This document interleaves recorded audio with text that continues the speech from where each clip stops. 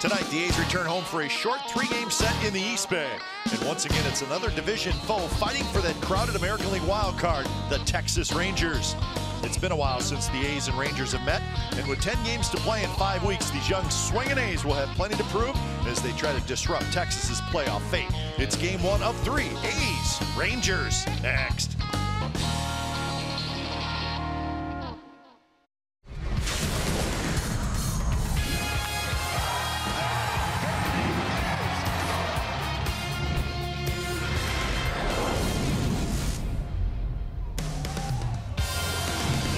It is a big weekend of baseball. It's the Major League Baseball Players Weekend. You got nicknames on the back for both teams, and we get to see Kendall Graveman tonight. It's the Oakland A's and the Texas Rangers coming up on NBC Sports California, powered by Xfinity.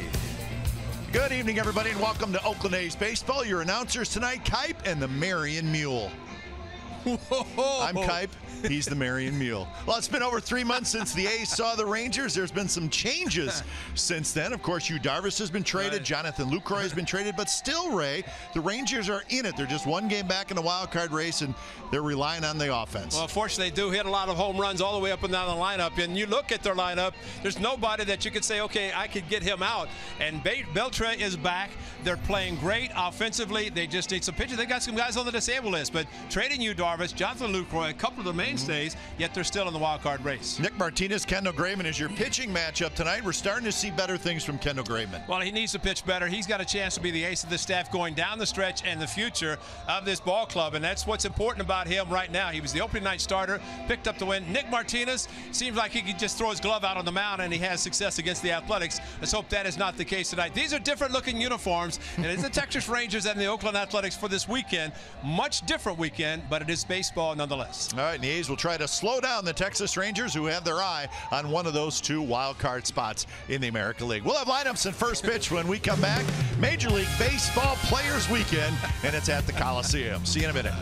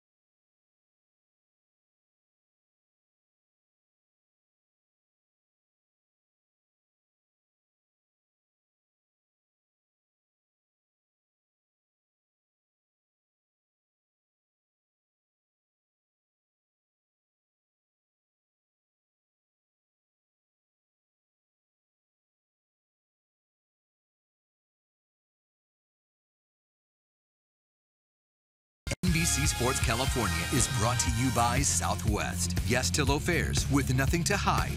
That's transparency.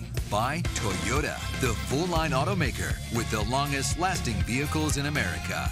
Toyota, let's go places. And by Jack in the Box. Come try the new $4.99 Smoky Jack Burger Combo with small fries and a small drink. Limited time only. Digger Graveman and the A's take the mound as we are just about set to go. Game one of this three-game weekend series here at the Coliseum. Game time weather for tonight is presented by the Santa Cruz Beach Boardwalk. Get to the beach. The admission-free boardwalk is open daily. Cool night, 65 degrees. And it's good to be back home, even if it is just for a three-game series, but that's okay. All right, here's the lineup for the Texas Rangers, brought to you by Southwest Airlines with the nicknames, and we're going to do it. Papa DeShields is going to lead off in center field. Toki One Chu is the designated hitter. Commando Andrus, that's right, Commando Andrus. You don't want to mess with him. Elcoja Beltre is the third baseman. Big Cho Mazzara, Porterhouse, Napoli, El Tipo Odor, Bello, Boucher, Chirinos, and Petey. Robertson. Ray, how did I do? That was excellent, Digger. I wrote it all down. That boy kite. There's Digger. Regardless, Digger will take the mound with Sweet Home Alabama, so it really doesn't matter what his name is called, Digger or Kendall. Uniforms, Steve Vucinich said 17 different jerseys here. Look at it, 1 of 17. And that's the one this weekend in Players Weekend. So Graveman trying to come off a start against the Astros, scored some runs. Defensively, Crush Davis in left, Book Powell's in center, DJSS Joyce. We'll explain that one to you. He's in right. Chappie Chapman, Maka Simeon. Get Ron Washington into the mix there. Jed Lowry and Ole Olson with Baby Prince Maxwell doing the catching, and he will catch Digger Graveman. Jed did not get crazy for us, and that's okay. What's his real name? Jed. So we're set for baseball. Graveman kicks and delivers the first pitch of the ball game to DeShields, and it's a little bit outside. So he's home for 3 and then back out on the road against the Texas Rangers, the playoff hopeful Texas Rangers. You've got a few teams they're playing. Yeah. Lance Barksdale, Dan Iasonia, Eric Cooper, and Roberto Ortiz is the umpiring crew tonight, with Iasonia, the crew chief, at first base. They were not allowed to have nicknames. That boy Bark. We're just joking. Bark. That's right, we could give them nicknames. Yeah, well, just do it. Sony, Coop. Coop. Blue. No, they don't like blue. 2-2 the count to DeShields. 274, 3 homers, 16 RBIs for DeShields. Now, in the past, when there have been throwback uniforms, some of them have been ripped off bodies because they don't like them. Just wonder, this weekend's over, who's going to be ripping off their jerseys? Line drive, and it's going to be a base hit in front of Joyce. So DeShields leads off the ball game with a single. Well, every team has the different look uniforms.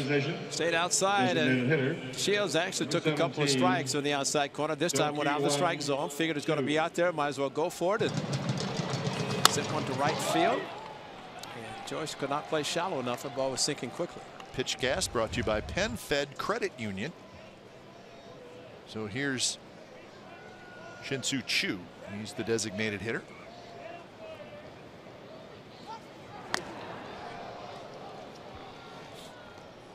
Going to keep an eye on DeShields. He's a very fast runner. He's got 25 stolen bases so far this year.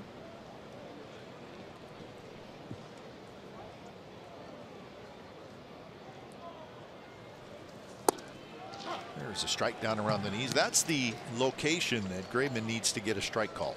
Down around the knees. Well, Barksdale's been keeping it down there, and that's at least calling the strikes in that area.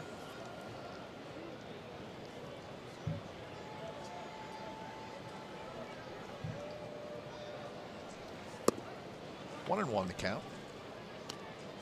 So the Players Weekend, all 3 games, the uniforms and the nicknames. Uniforms inspired by youth leagues. That's where the bright colors and the pullover jerseys come into play. Of course, most of the big league jerseys now are the button-down style, but going with the pullovers this weekend. Kev, you're right about Kendall Graveman in the strike zone, because he needs to pitch down. He needs the ground ball outs, which he is a ground ball pitcher. And if he gets the strike in the lower part of the strike zone, it makes it advantageous for him to stay down in that zone and try to get the ground balls.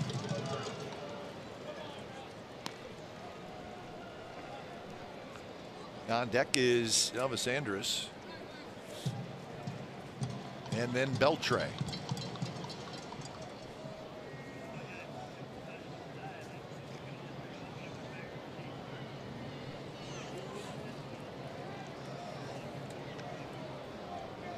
DeShields kind of rearranging himself, cleaning the dirt off his uniform over at first. Now he's ready.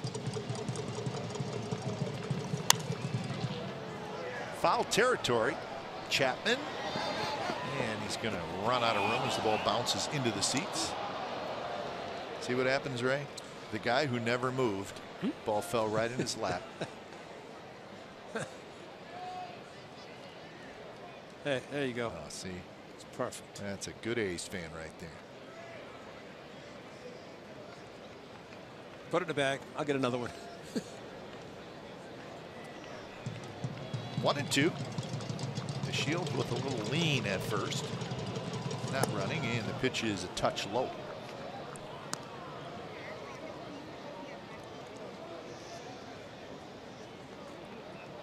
So these uniforms have a thank you patch attached to them, or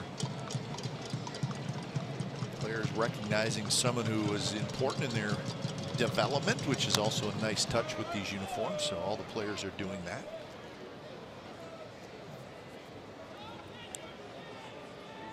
You put the person that was important in your development, you put their name on there, so that's nice.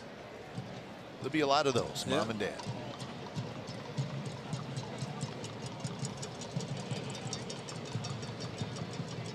Two and two the count to Chu. Swing, he got a miss. He struck him out. So out number one here in the first, and that gets us to our true stories, brought to you by McDonald's. April 6th of this year in Arlington, Kendall Graveman lost a no-hit bid when Mike Napoli had a home run with 2 outs in the 7th inning, so he was dealing. It was the third no-hit bid of at least 6 2/3 innings by an Oakland pitcher in the last 6 seasons, and all 3 have come against the Texas Rangers, and that was the blow right there. Yep, ambushed him on the first pitch fastball. They elevated, and that was the second start of the season for Kendall Graveman. Did pick up the win 6-1. The only run was the home run. Graveman also started on the 14th of May in Texas. Gave up 4 runs in 6 2/3 innings. The A's lost that game 6-4. Well, the game is most memorable about the game. There's Mike Napoli. Surprised he's going with porterhouse, and maybe that's a steak that he likes. Thought it was party at Napoli's or something when it was Cleveland. That's all they talked about. But Kendall Graveman's sinker was so good the night in Arlington. Surprisingly, with all the left-handed hitters, the lineup kept calling. Stephen Vogt was the catcher, kept calling for the 2-seamer inside, and there's danger in right field with his short porch in right field, the ball carrying to right field, but he stayed in. The ball kept moving, buckled the knees, and it's great. Elvis Andrus rips one to center field for a base hit. Elvis Andrus having a terrific season.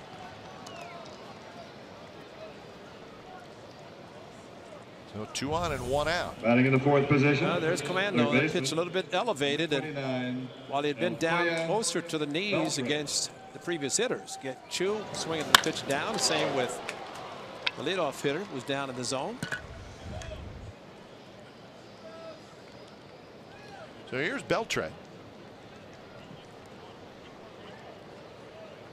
310, 16 home runs, and 59 RBIs for Beltre. He's been a hot hitter lately.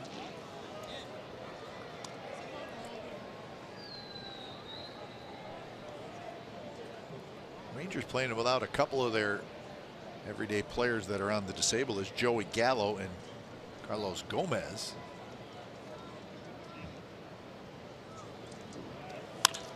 Bounced in the hole and into left field for a base hit. DeShields rounds third. He will score easily, and the Rangers take a 1-0 lead here in the first. unfortunate when you're a ground ball pitcher, those things can happen. Another couple of feet to the right, it's a 6-4-3 double play. Instead, Beltre out in front pulled the ball into the hole. And Marcus Semien just enough, shading close to second base, could not get it with a dive. And that was just enough. Beltre just, it's not home runs, it's runs batted in. He's very, very good against the Athletics and has been throughout his career.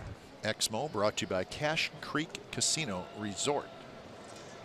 130 RBIs now against the Athletics in his career.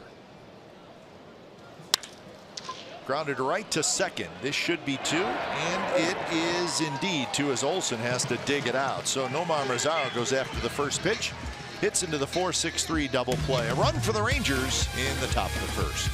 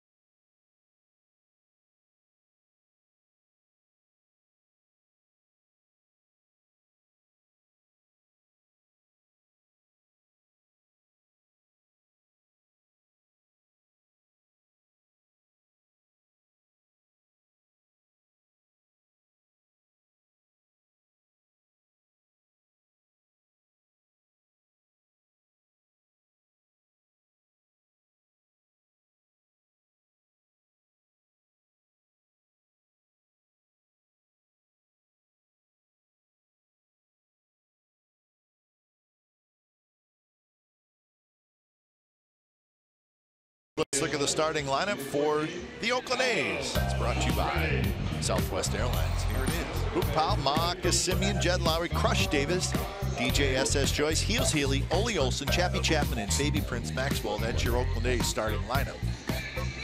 And Tricky Nicky. Tricky Nicky, that's right. Well, Tricky Nick has been pretty good against the Athletics and just recalled, and why not? Start against the Athletics. Cole Hamels, A.J. Griffin to follow, but Nick Martinez, one start back in early May the 13th. A lot of 3-2 counts in the game. 91 pitches out after 6 innings. Robinson, DeShields, Mazara in the outfield. Beltre, Andrus, Odor, Napoli on the infield. Chirinos is your catcher. So here is Powell leading it off against Nick Tricky Martinez. There was a left-hander that you hit against with the Baltimore Orioles, whose name was Tippy Martinez. Tippy Trippy, yeah, that's right. He's the one that came into a game of relief and picked off all the runners. Right. Never had to throw a ball. Little guy. That's right. Of course, El Presidente Dennis Martinez, the El Perfecto. El Presidente, El Perfecto. Speaking of no-hitters, Dennis Eckersley is going to be in the booth with us in the 3rd inning. He's going to come up and visit, which is something we always look forward to. Any kind of socks you want this weekend. Powell swings and misses. Throws to first, so Luke Powell is retired. See, you can wear any socks you want. You can wear any shoes you want. Any nickname you want. Batting in the second position. And if you're starting pitcher, you can be like Terrell Cotton, wear tennis shoes. Marcus Semien. Wow. Oh, man. You can do anything you want. Check it out. Welcome to fabulous Las Vegas. It's not that fabulous if you're a Raiders fan. Right? Unless you've already booked your flights for the weekend. Hotel. Raiders will play on Sunday. You go down for 4 days. It's true. You could have a good time. Here's Semien. So Marcus, M-A-H-K-U-S. That's the nickname for Semien. And it's very simple. If you ever heard Ron Washington say Marcus Simeon's name, and he said it many times because they work together every day, that's the way Wash said it. Marcus Simeon. We got to go to work, Marcus. And that's what they started calling Marcus. We miss Wash. Hope he's enjoying himself in Atlanta. Good numbers for Simeon. He's found his stroke. Well, they found it Thursday or Wednesday after Tuesday night off, and came out smoking hot on Wednesday, final game in Baltimore. A soft line drive. Odor grabs it. So 2 away.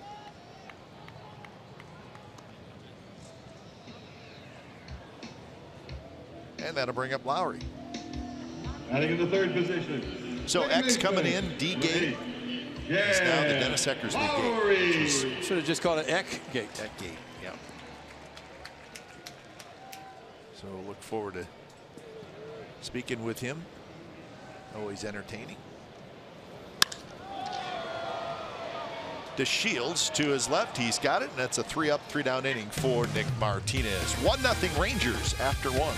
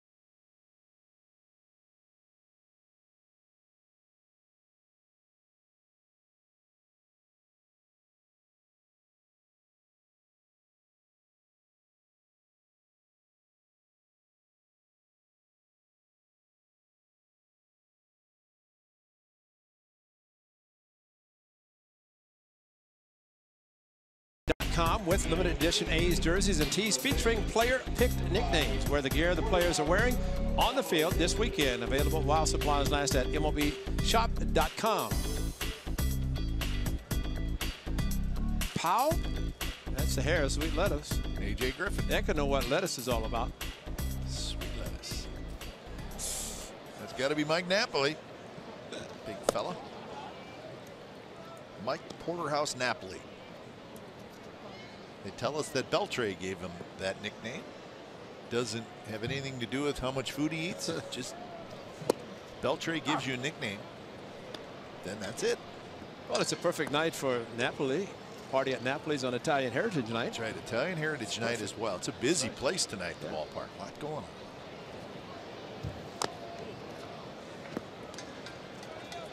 That's a nice beanie, man. That's come in handy either here or this winter. And I can see you just ripping down a black diamond wearing that A's Italian Heritage hat. Just as long as there's cannolis that go with it. Every mogul. You got to have cannolis, though. He's not happy. Shaking his head, looking around. It's only 1-0.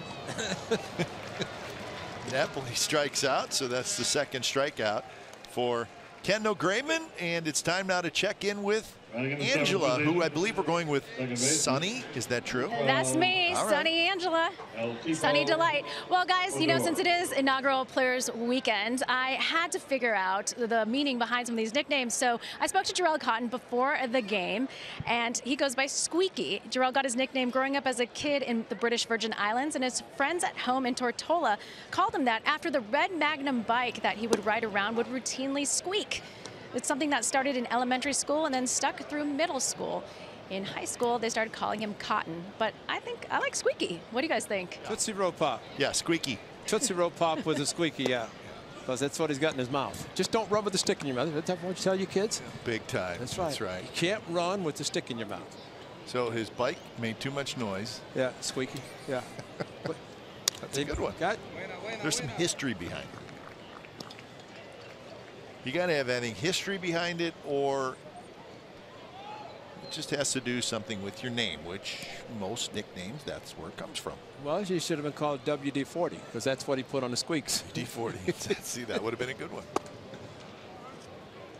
Squeaky. Rognet Odor is El Tipo.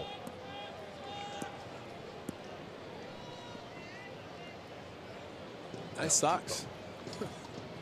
You knew he would come out styling.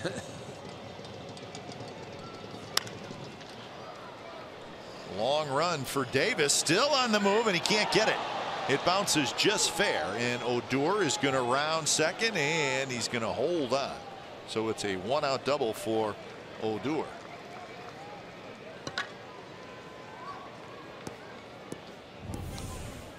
Well, this is a late swing, almost an emergency just to try to protect. Ends up being a double. Chris Davis could not get to the ball. A little divot down the left field line. Good hustle by Chris Davis, but the ball just kept slicing away from him.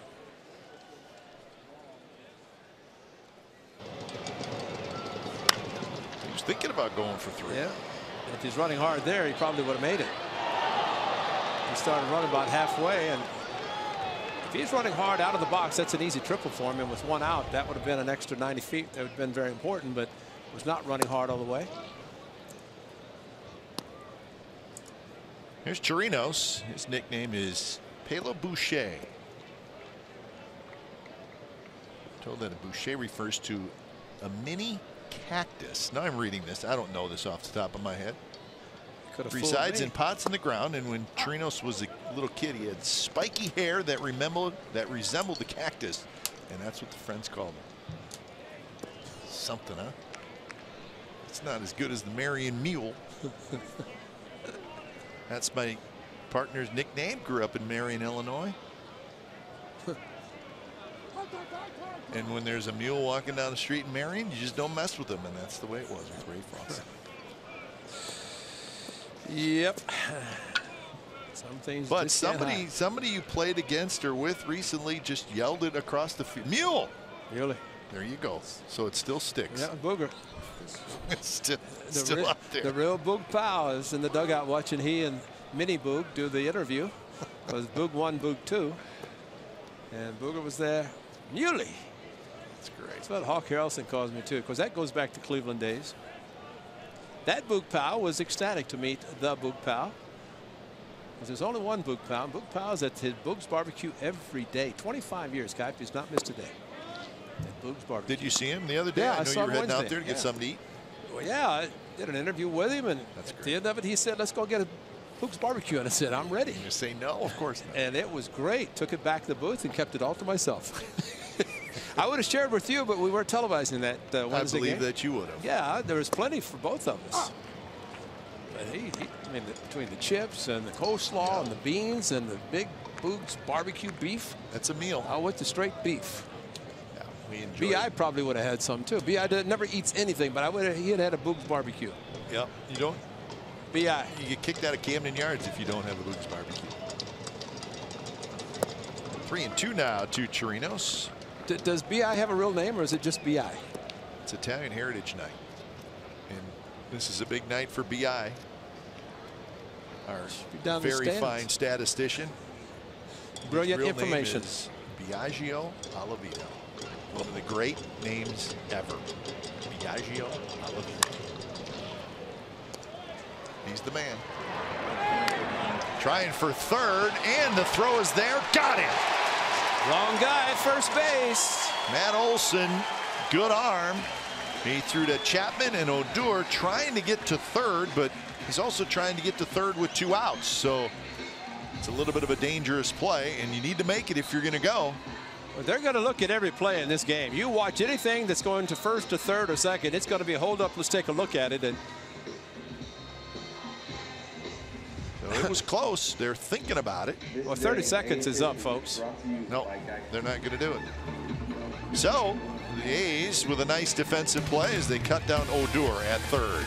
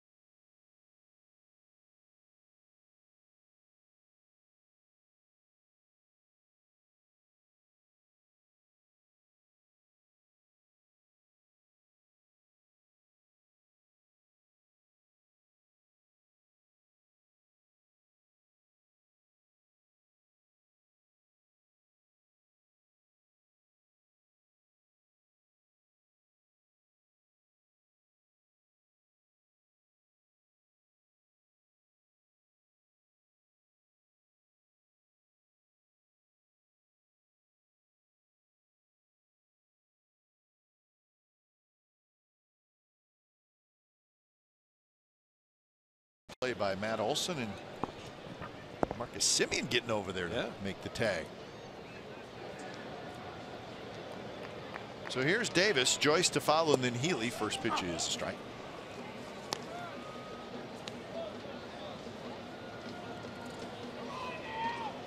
.34 homers and 87 RBIs for Crush Davis.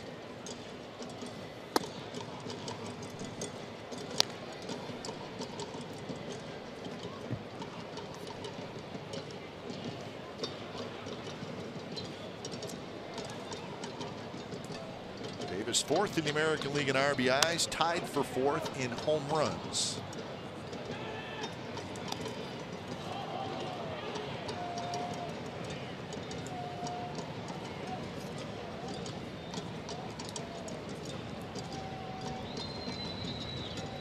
So 1-2 the count. Swing and a miss. He struck him out.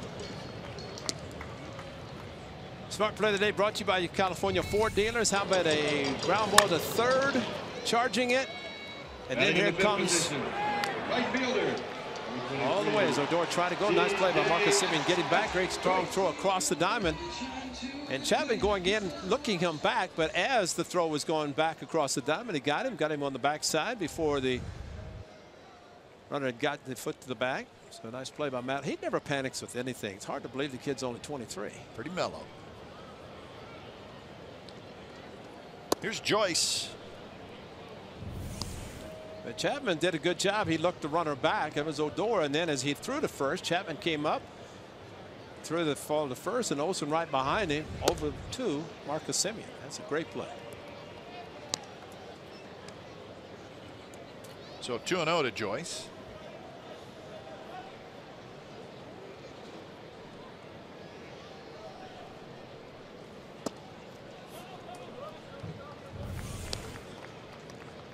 How about that?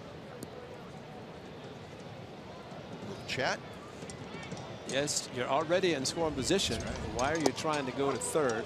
when you probably should have already been there anyway. But I mean, 90 feet's okay, but in the case of being the third out, you got to get there, and that's where it's a little veteran leadership of Adrian Beltre. So Joyce walks. First base runner for the Athletics. So that'll bring up Brian Healy, who's the DH. Batting in the sixth position, the designated hitter, number 25, Healy. Simple nickname of Heels. Jeff Bannister, his third season.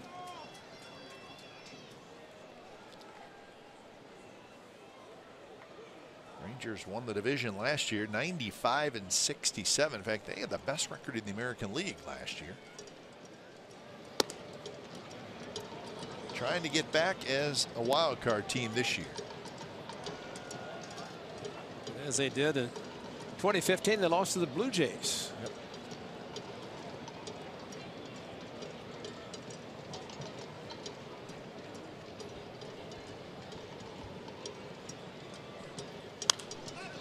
Hit high and foul. So 1-1. Healy with 23 home runs and 69 runs batted in. 266 batting average.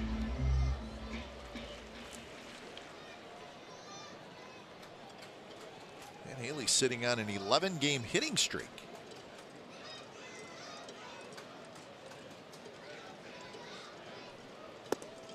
I think if, wow, high strike.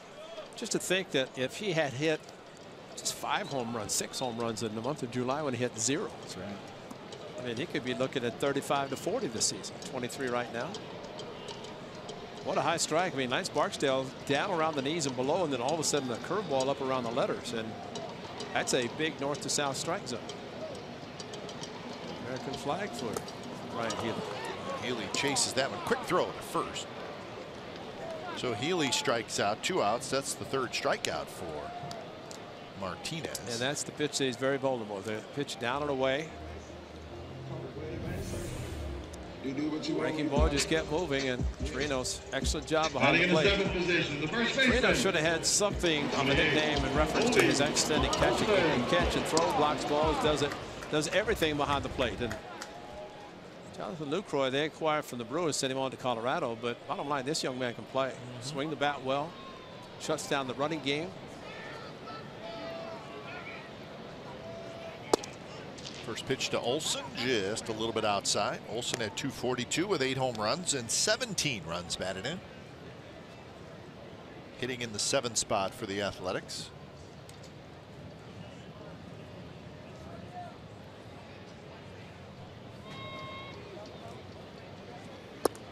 Fastball a little bit high. Chapman would be next if Olson can get aboard.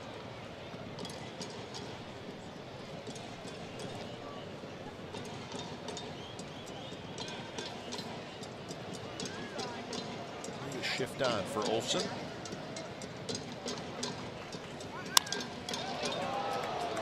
Left field, Robinson back. He's near the wall, but he's going to have just enough room, and he makes the catch. So we're looking for Dennis Eckersley, and we're going to visit with him after the game. It's now the Dennis Eckersley game. Looking forward to talking to Eck in just a moment.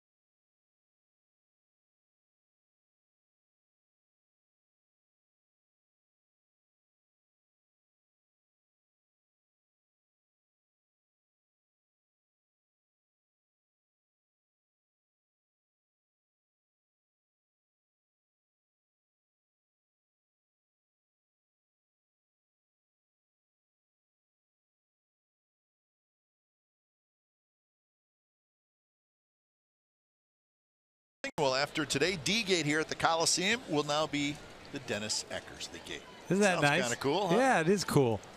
So we're thrilled to be joined Plaque by the out Hall there, of Fame. all the stuff and the murals inside there. Yeah, I like it a lot. Yeah, they did a great job. What really looked great was that cap that said A's on the front. Oh, yeah.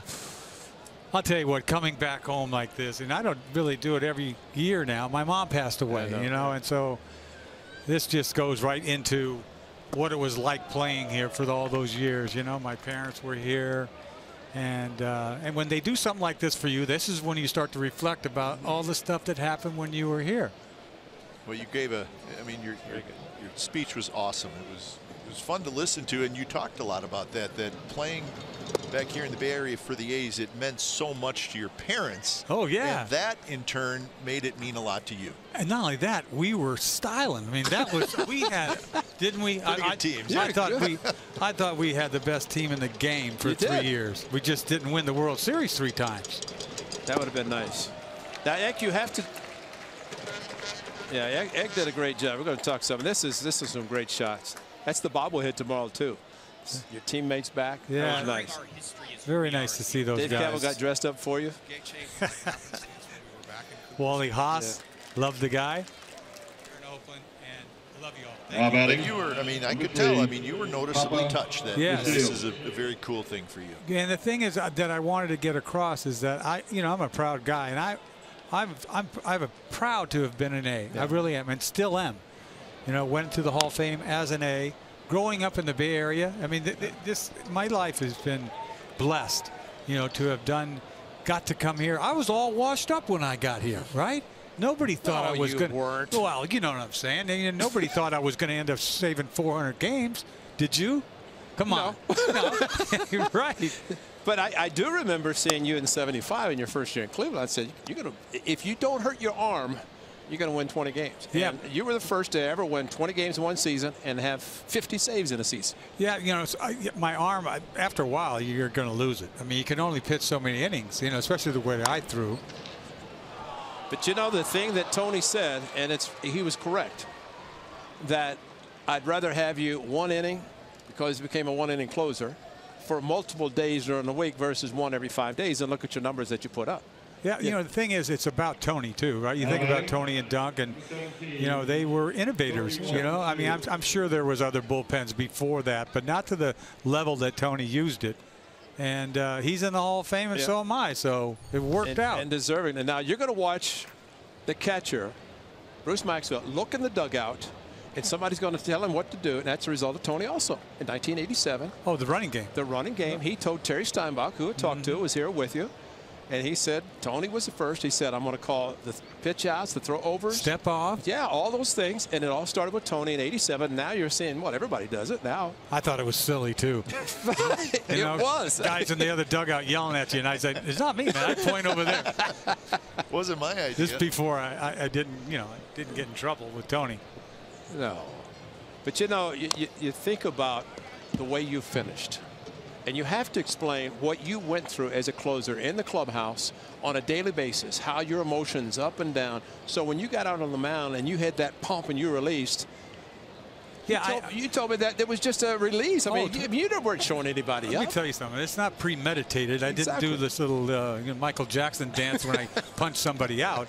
I mean, I wasn't going that good. You know what I'm saying? I mean, but I was so nervous, you know. I don't care how long you play. When you have to close games out, it's intense. It really is.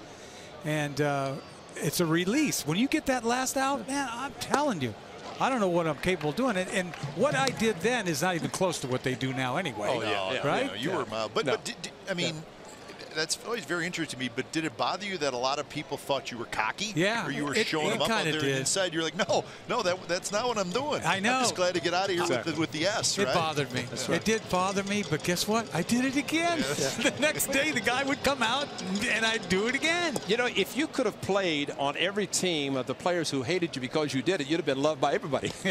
You know, because once you were, like Dave Parker, when he came here, you're saying, who is this guy? He's the greatest guy in the world. Yes. When he played for the A's. Yes. Guys like that. But I know, I remember you told me, because when you became a closer, you sat in the clubhouse for 7 innings, and your ups and downs. Yeah. And your routine would come out, you go to the 9th inning, you'd come in, But, I mean, it had to be grueling. It was grinding. Yeah. It really was. By the time the season was over, man, I'd had enough. But by the time I was 43, I was done, man. I was probably done 2 years before that. But, you know, it takes its toll. Yeah. It just does. Yeah. Well, this is career save number 300 in 1995. In Baltimore? Yeah, that was a big deal. Yeah. And that's Palmeiro, right? There's Mac. Mac gonna give it to me over. No, take it himself. Look at the moss kicking, man. I had it working then too, huh? Everything's black. Look at that. There's my man Tony. I tell you, special relationship with Tony. And I was fortunate to be down there to interview you. That was special.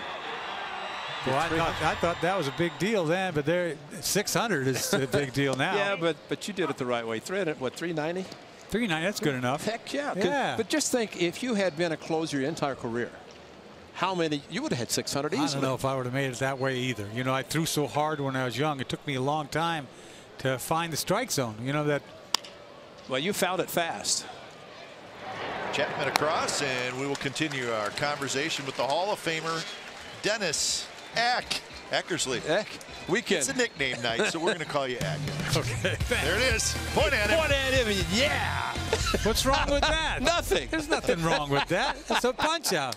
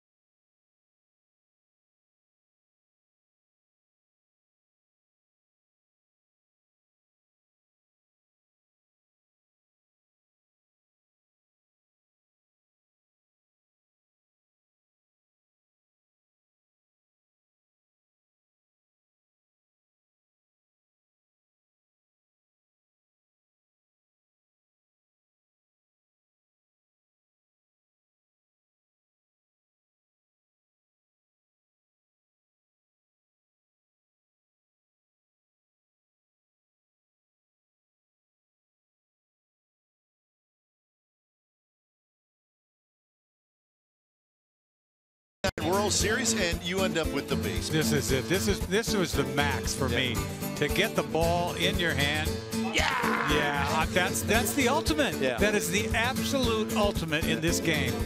Have the ball in your hand. I mean, nothing like it. Absolutely nothing. But then for you though, it's not only do you get the final out, you get the ball in your hand. It's in an area where you grew up. The two teams are playing where you grew up. I mean, you put that all together, and that doesn't happen. No. Candlestick Park when I was a kid, Willie Mays, Juan Marichal. That's how come I had that big high league kick. Oh, Juan really? Marichal, I'm telling you. Yeah. But it's funny how it ends that way. Yeah. And we didn't know we were ever going to play that thing, right? That? How important, you know, you bring up a good point because there was 10 days in between, and Tony took all of you to Phoenix. How big was that? That was big. We needed to get out of here because you know, everything was so depressing here for a good reason. Sure. You know, people had died, and so we did go to Phoenix, and we all came together down there. Yeah. You know, we did, and the Giants didn't do anything. Right.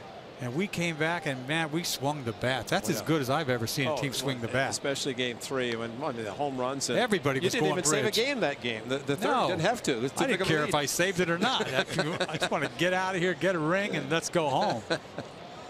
But how tough is it? I mean, you saw Tony Phillips and Tony and Hindu and Bobby Welsh. I mean, that's got to be hard for you guys to know that as young as you are, really, that here's three mainstays in that World Championship team that are no longer here. I still can't believe it. I know. I really can't. You know, because of the type of people they were too. Yeah. you miss those people because you knew they were there when they were there, right? I mean, Tony was loud as can be, and Hindu styling out there, huh? And how about Bobby Walsh? We go to Detroit 4 o'clock in the morning. Walsh said, "Hey, let's go get some burgers." Yeah. 4 o'clock in the morning. And I just talked. There's Carney. You see Carney. And I told him during that speech today, and I meant it, that this guy was the heart and soul of those clubs. He really was. You got to have somebody that's like grinding as hard as anybody. Obviously, he was a red ass, but he was the man every day. Hey, check this out. This was a pretty good memory. Maybe not World Series-ish, but yeah. 1970s. How about that? There he is. I like that. Hey, Gil Flores, though. Sit down. Yes. We're going to finish this thing. That's a nice looking uni. Here it is right here, isn't it? That's it. No TV. Imagine that cost, no TV. Well, they called WKYC Channel 3 and said, "Hey, Eckersley's got a no-hitter at the stadium. Why don't you go down? It's as close as they could get, right at the other." So I don't have anything. I can't even put the tape in, isn't it? But I have something to talk about. You know, there's always memories. Well, you know what, too? And you were talking to Wally, and we were walking over today. People should understand that you pitched 12 innings in a game prior to the no-hitter. The last 7, I think, a third. No hits. Right. He went to no-hitter. The lead up to the 2 2/3 innings. Yeah, I had it going on. Baseball. It was the Seattle Mariners. They were, new franchise. They were a bunch of lambs. Hey, it was a Rupert Jones. Rupert Jones. But he finally took me deep, and that's like 22 1/3 innings consecutive. That's magic, man. Yeah. That's magic. When I got the next ball after the home run by Rupert, I spun it into their dugout. On the turf. Yeah, on the turf. I was a little cocky at the time. No. Look, you know what, Ray? People should look that up, though. It's really one of the most amazing things. Because I looked it up because I wanted to know exactly how it worked. Yeah. The start before your no-hitter, you guys won an extra inning game. Yeah, 2-1. And you pitched 11 innings. 12 of no-hit baseball. The last 7 1/3. Yeah, but 12 inning game. He pitched all 12 innings. Yeah, exactly. And then the crazier thing is, Kipe, your brother, got a triple off Frank Fanana. Yeah. In the no-hitter. Hard throwing. In the first inning. It's only because we got the run the next inning. The next game, I mean. So I love your brother for that. you didn't want to do a Rich Hill, right? Where you Kipe remembers that. Yeah. No, it was good stuff. And then I called the Rupert Jones. I'm sorry, buddy. You could have passed Cy Young, but I called it. So this is it. This is in Seattle. They're hitting ropes everywhere. Look at Buddy. Look at Buddy. Buddy getting it done. Bodke. Watch, probably another rope. Look at this. I got a man there. I have men everywhere. It was magic. Look at that uniform. And there it goes. Yeah. You got to be kidding me. If I remember Archie tried to jump 20 feet. Couldn't do it. So I think you got 2/3 of an inning away from tying. Something like that. Cy Young. That one to left field. Does it have enough? No. Oh. All right, Eck, we got to let you go. You got Good memories. Congratulations on D-Gate. It's always great to see you. Yeah, thank you. All right. Thanks, man. You good, man. Eck. All right, be good. Okay, thank you. One of our favorites. We'll be back.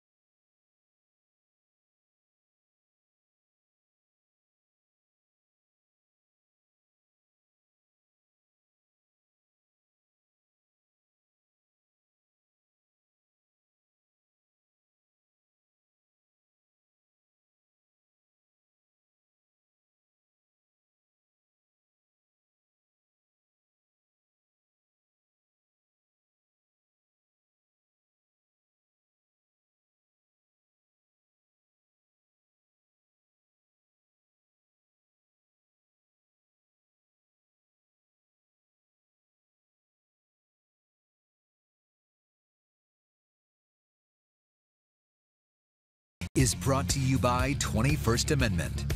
Join our August Fest party on August 26th from 12 to 6. Visit 21stamendment.com for details. Rangers leading 1-0. It's the top of the 4th inning. It'll be Beltre, Mazzara, and Napoli against Kendall Graveman. Always great to see and talk with Dennis Eckersley. He's one of the good guys. Yeah. He's got a message from John Trinidad, our great producer on the radio side, and he said, as we all said, Eck is in the game. Let's start packing up. Yep. And when Eck came in, I mean, the thing that Bill King and Lon were so, oh, you can't do this. Nobody can move because, you know, but Eck, forget it. It was, let's go. It's time. Eck's coming in. Game over. I mean, when you, I think in the 92 season when his MVP and Cy Young Award, I want to say he walked 11 and struck out something like 60 somehow with a 191 with a 52 saves. I mean, just Mr. Automatic. And but you know, as much as he did not want, and I remember he came over here, he said, I don't want to go to the bullpen. I mean, you're a starter your whole life. Sure. And even I was talking to Blake Trinan about that. He said, as a starter, you know what your schedule is, your program is. As a reliever, you're expected maybe to be ready every day. But what Tony did with Eck was just tremendous. And you know, Eck is very appreciative because it did get him a Hall of Fame. If that's not going to happen, he, as a starter, probably his career would last another couple, 2 or 3 years, and that's it. But to go 24 seasons and amass 390 saves. But in today's world of closing for 1 inning, he could have had 600 easily if he'd have been strictly a closer. Good pitch by Graveman. Catches the inside corner. Beltre strikes out. That's 5 strikeouts for Graveman. Well, he's got the ball down. This ball sinking down and in, and even the great Adrian Beltre couldn't pull the trigger, but right on the corner.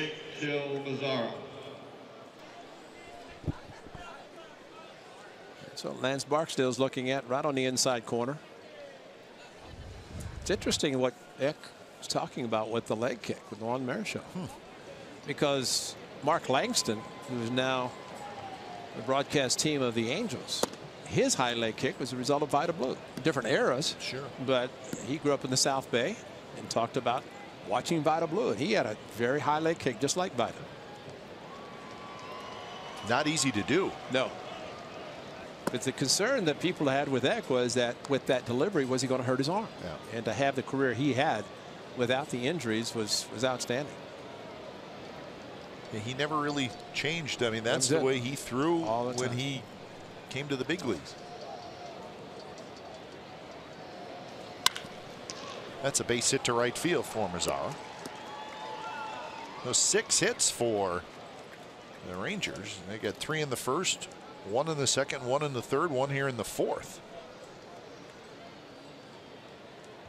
This ball elevated just enough that Mazzara, with the pitch at belt high, is happy to hit it on the ground to get the base hit instead of doing more damage. So here's Napoli. And Napoli struck out in the second inning.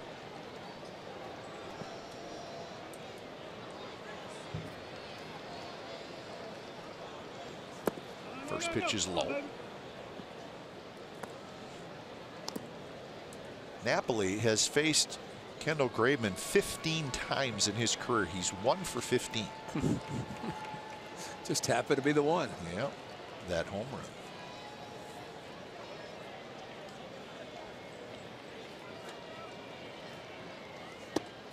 A little bit inside. Now it's 2-0.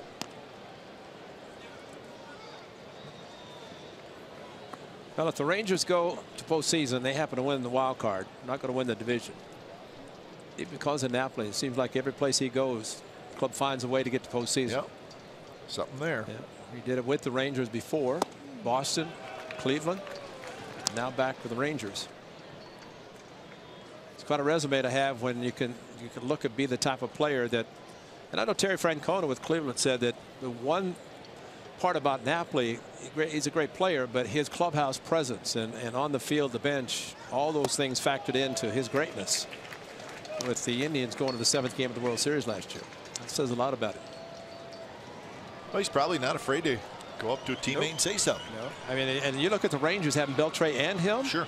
And you're a young player. You're going to learn a lot. 2-2 to Mike Napoli. Good pitch again, right on the inside corner.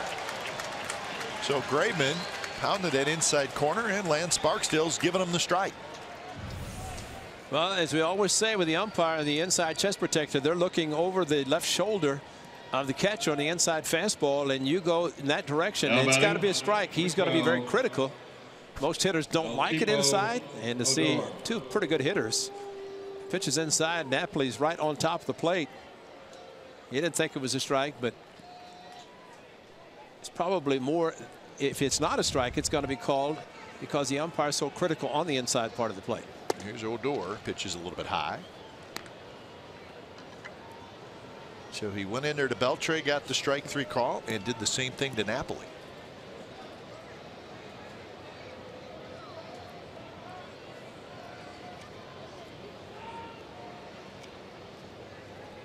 Odor hit a double down the left field line. It was in the 2nd inning. Good power numbers for Odor, but his batting average has been low, and it's really been low the entire year. He was hitting cleanup last year. Of course, he's got the home runs batted in. Very free swinger.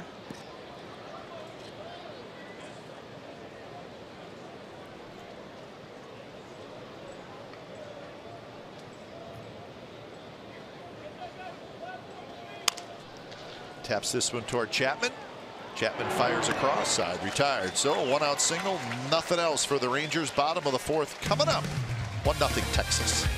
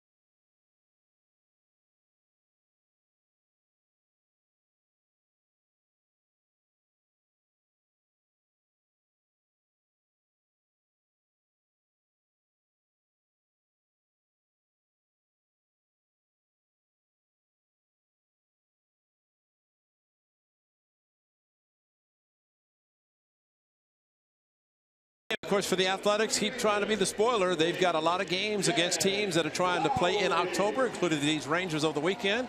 And Kendall Graveman doing exactly what the A's hoped, and he's given up 1 run but pitched 4 solid innings. I'd like to see him finish strong, not be rubbing the right shoulder. That's what put him on the disabled list for a while, but we don't have to show that. I don't want to see that. We didn't see that, did we? I did not see that. No. Right on cue. I do that every day, but we don't want to see it from him.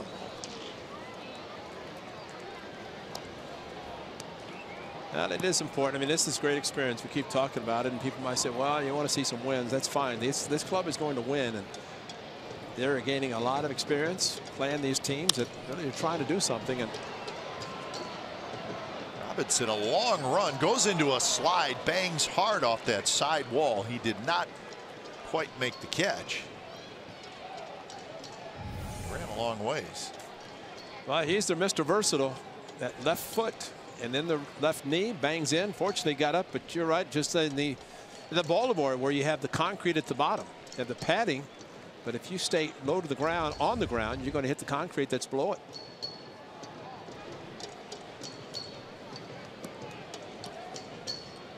So 1-1 the count to Lowry, Davis to follow, and then Joyce. Bottom of the fourth. Rangers got a run in the very first inning. Pop up behind third, got a chance to fall. No, Andrus tracks it down. So nice play by Elvis Andrus.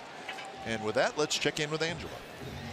Well, guys, up here at the Authentic Fan Friday Value Deck for NBC Sports California, and we're here with Caitlin Joe, who designed tonight's cheer card of Chad Pinder. Tell me, what was the inspiration for this? So, you know, the Bay Area is totally represented by the Bay Bridge, and I really like how the shape of the A really matches up with that triangle shape of the Bay Bridge, the new design, which I really like. So I thought it was a nice fit for the huge A's logo right there in the center, and I really like Chad Pinder's defense, so I thought it'd be a nice pose for him being in the outfield, catching some balls. If you guys notice in the back, I also got his swing, the steps of his swing, because since I'm a animator, I like to see the process of each step of each part of his swing. I like it. I like it. So you're a freelance animator from Fremont. How did you get involved with doing the collector cheer card? Oh, I connected with this one artist, Tara Funk from NBC Sports, and I connected with her through a Warriors art show called Dubs Against the World. And then she remembered my art, and she really liked my cartoon style. And because of that, I was able to draw Chad Pinder, and that was a really great opportunity to you know, pay some tribute to the Bay Area, and and I'm really thankful for the opportunity to be able to share my art and draw some baseball players. And where can we find more of your art? You can find it on my social media. It's at Bunny Muffin. Oh, I think that was a holy Toledo. That was a home run. And we got the great view. Thank you so much, Caitlin. Back to you guys in the booth. All right, thanks, guys. So Chris Davis ties up this game with his 35th home run of the year. It wasn't one of those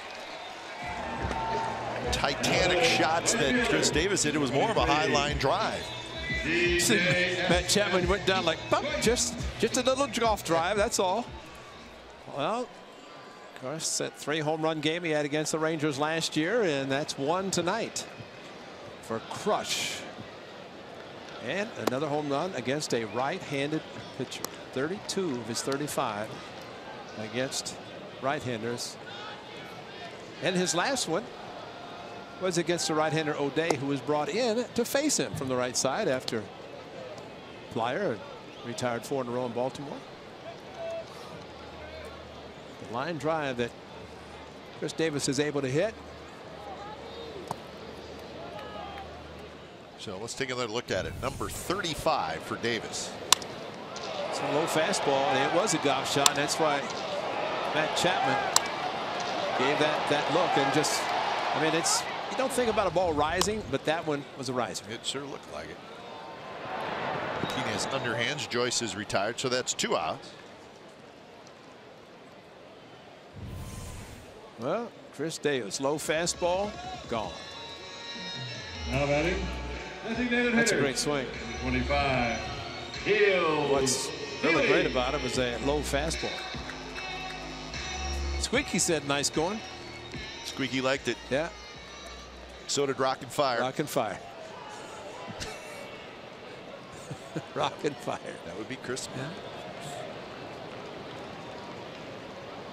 Healy struck out in the 2nd inning. Odor grabs it, side retired. Chris Davis, home run number 35. He now has 88 RBIs, and this ball game is all tied at 1. We'll be back.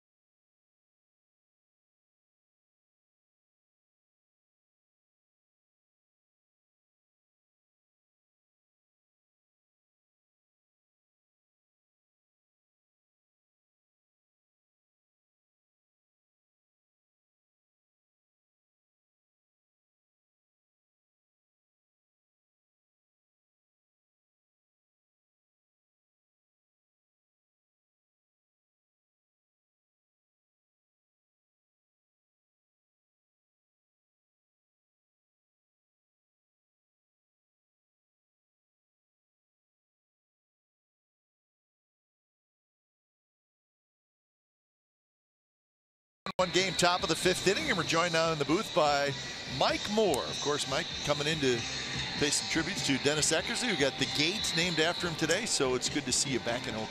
It's good to be here. It's great. It's good to see Eck, huh? It's always good to see you. He saved a few for you? Well, yeah, he blew a couple, but he saved a few. He blew a couple. He didn't blow many, just for you. Just only in my games. We had talks about that. Our lockers were together. You know, the one thing that you did and did so well is pitch under Tony La Russa. What was, I mean, it was you and Storm, Davis, Stu, and Welsh. Very young. But what was it like coming over from Seattle to the A's and pitching under Tony La Russa, of course, having the success you did here? Talk anytime. We're on TV. Well, it was different. You know, coming from Seattle, I'd never played on a winning team in my life. I'd never lost at anything until I got to the big leagues. And then we never won in Seattle. And when I walked into the locker room in spring training in 1989, we were talking about winning the World Series. Yeah. So it was a totally different atmosphere. Is that the main thing that attracted you, though, to the A's? I mean, they had been to the World Series in '88, and then you signed with them after the '88 season. Tell us how that decision process went. Obviously, they probably offered you a nice contract, but they also, you knew they had a pretty darn good team. Well, I did, but, you know, I did go through the free agent process, but, you know, the thing that really impressed me was 5 days after they'd lost the World Series in '88, Tony, Dave Duncan, Ron Schuler, Sandy Alderson, and Walt Jocketty were sitting in my living room 5 days after they'd lost the World Series. They were in my living room in Arizona, and so that started the process, but I still went through the free agent process, and by process of elimination ended up here. But as Eck said today, he pointed to you and said that was the missing piece, which had to make you feel pretty good. Well, it does make you feel good, but you know, when I signed here, Tony told me, he said, you know, all you have to do is what you've done your whole career. If you throw 200 innings this year, we're gonna have a chance to win, and it's what I was able to do when I came here. Yeah, and I mean, looking at your career, your best season was 1989.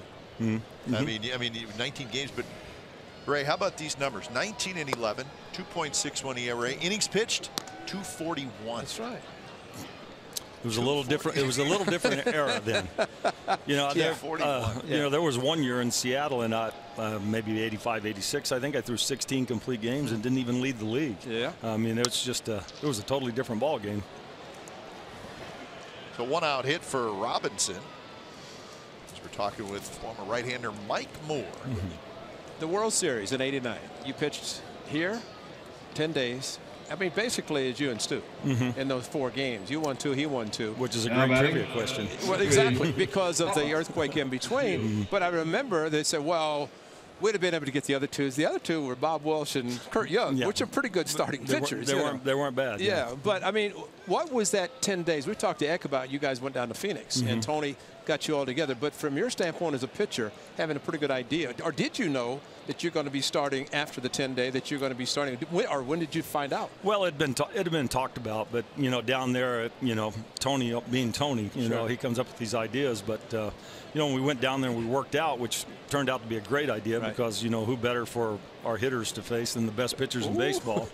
And so we got those workouts in, but you know, then Tony came up with the idea, which, you know, I was fine with it. You know, we had time. You had time to go through your routine and your normal throwing and get ready for the game. And as it turned out, he was right. Absolutely. Ray, you know what I remember? One of the things I remember about Game 4, you pitched at Candlestick. You had a huge hit. That's right. Big double.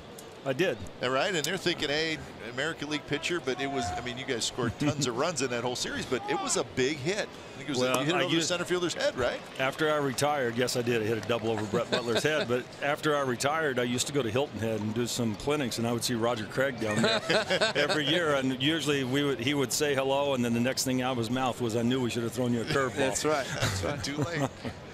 But the thing about the A's then, plus I know going back in the 70s, very good hitting pitchers. I mean, Kenny Holtzman was a very good hitter. Vida, Blue Moon, catch it. I mean, all those guys. And then you guys just carried it forward. And to be able to do more than just go up and bunt, you know, which is what they hope to do today in the interleague games. Well, in those days, you know, I was a little younger then, but hitting was always pretty easy for me. And in that situation, to me, nothing was expected out of me.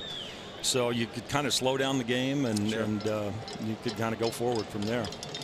You know, one of the things that's talked about, of course, it's X weekend, and you and Carney, the guys are here. But what about Terry Steinbach pitching to him? As much as, I mean, I still think, and this is the 50th anniversary next year, I still think he's one, if he not the best catcher in the history. And you guys had a chance to pitch to him. What was that like from your guys' standpoint? We did. I mean, it was just like everything else around here in the Tony era. You know, you were always prepared. Sure. And Steiny was always a big part of that. And you know, he was always helped you prepare for hitters. And you know, we basically wanted to know who was hot and who wasn't, and who not to let beat you. And you know, and he was good at helping you manage a game, going through that process, which is always a big help, because sometimes you get out there and you're grinding, you're trying to figure out how you're going to get somebody out, and you need to look in there and have somebody calm you down a little bit.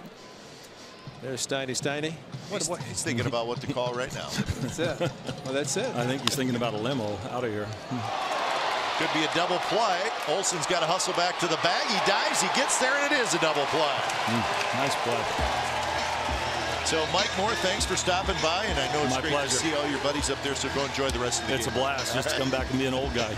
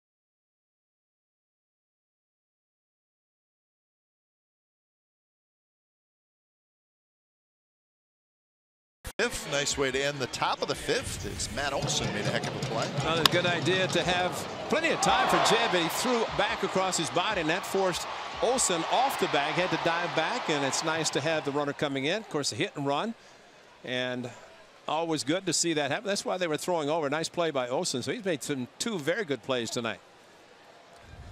It's always nice to dive back to the bag when you can go to the outside and not worry about the cleats coming at you. And Olson will lead it off. Olson, Chapman, and Maxwell here in the bottom of the fifth.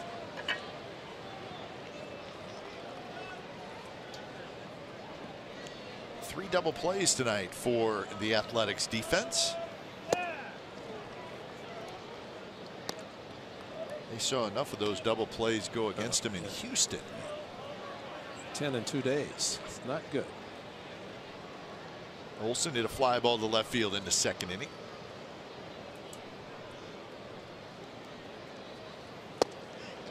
Close pitch, a little inside. Remember when Mike Moore went to Detroit following his time with the Athletics, and he talked about Dave Duncan and Tony La Russa, as Zach did, how prepared they were, Terry Steinbach. But when Mike went to Detroit, they had a meeting to go over the hitters, as they do before every series. And so Mike was waiting for this big scouting report, and Sparky Anderson said to everybody in the clubhouse, he said, okay guys, Mike's going to pitch tonight, you watch him, and then we'll get him tomorrow. That was their scouting report. And they had their advanced scout to go, why did I spend all this time with this report when you're going to say that? Just watch Mike, see how he pitches. A little bit different than what he went through here. And that's a swing. So Olson strikes out, and that is 5 strikeouts now for Nick Martinez.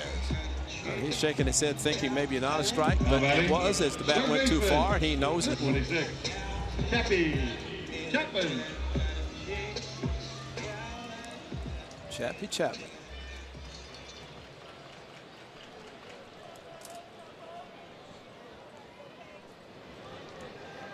Chapman struck out looking in the 3rd. A's have just 1 hit, but it was a home run by Davis. Good breaking ball by Martinez.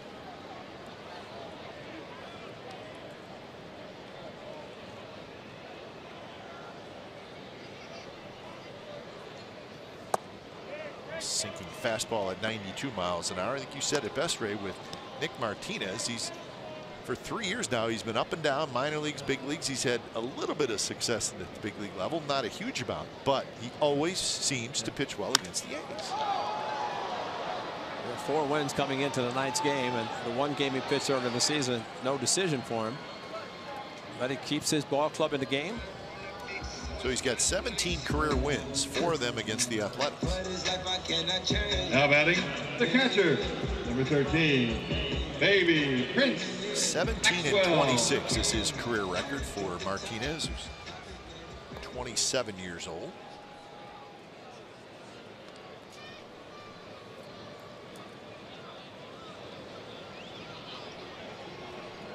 So with 2 outs, here's Maxwell. Baby Prince. Baby Prince, yes. Baby Prince Maxwell. Chris Davis gave him that nickname. And yes, it has to do with Prince Fielder.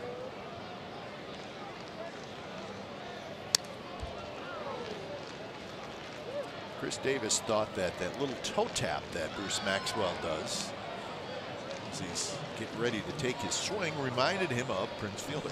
Oh, I thought it was the contract that Prince signed with the Tigers for $200 million. So. When Victor got hurt. Victor did not endear himself very much to the teammates yesterday. No, he did not. A big brawl in Detroit. We'll talk about that when we come back.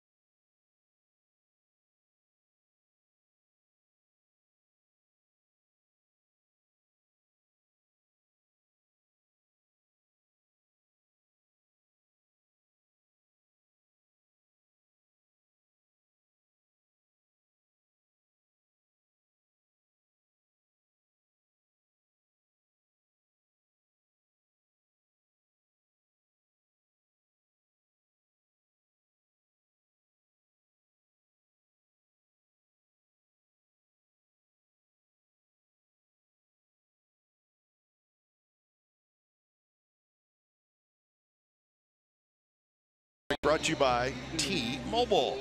That's the fight we were talking about. Miguel Cabrera suspended 7 games. Gary Sanchez suspended 4 games. Andrew Miller trying to get that knee right.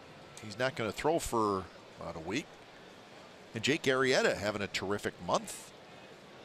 1.44 ERA is Arrieta and the Cubs with a 3-game lead in the National League Central coming into today. See, if he had done that well with Miguel Cabrera, Montero still be catching him maybe. Wouldn't have to throw anybody out. Chris Davis makes the catch. So Chu is retired. So that big brawl yesterday, the Yankees and the Tigers, and it was, if you're into judging baseball brawls, it was a pretty good one. Yeah, that was a Donnybrook. That was a real one. And Miguel Cabrera, who technically he did throw the first punch, and I think that's what cost him the 7 games. Gary Sanchez, the catcher for the Yankees, he went into the cheap shot artistry a little bit, and that cost him 4 games. You know, it was ugly. We're talking about X no hitter, no TV. In that game, the umpires just kind of walked around. All the while, there's video, and you've got people in New York, Joe Torre in particular, looking at that, going, "Okay, that guy, and that guy," and you know, that's where the suspensions are laid down. Yep. And it's all on camera, it's all on tape. I mean, they comb that, and they'll look at that for a long time, and then here come the decisions. It's a base hit by Elvis Andrus. He's 2 for 3.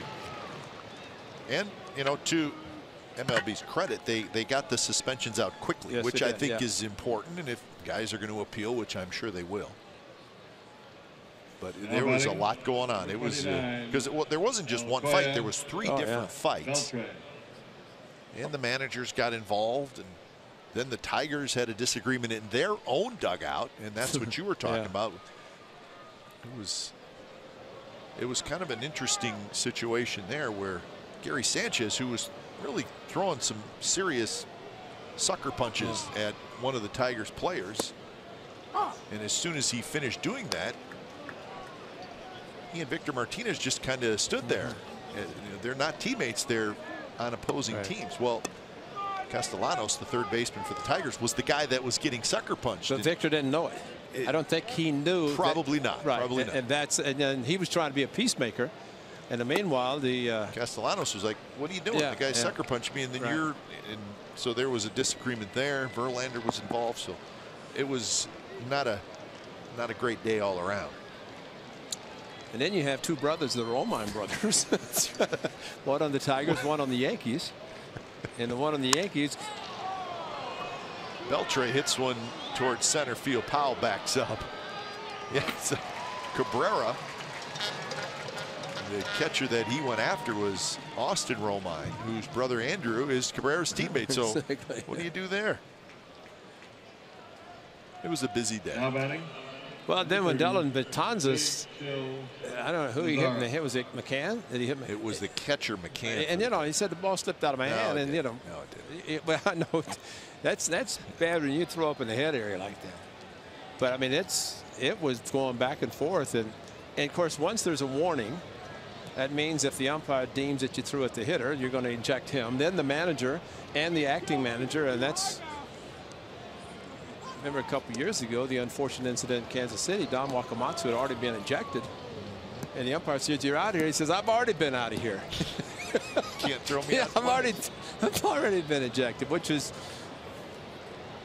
you know, it's too bad. But, you know, the Yankees trying to win the wild card. The Tigers, team that's always there. Sure. So Graveman gives up a hit. Nothing else in the 6th inning. Good ball game tonight. Bottom of the 6th coming up. A 1-1.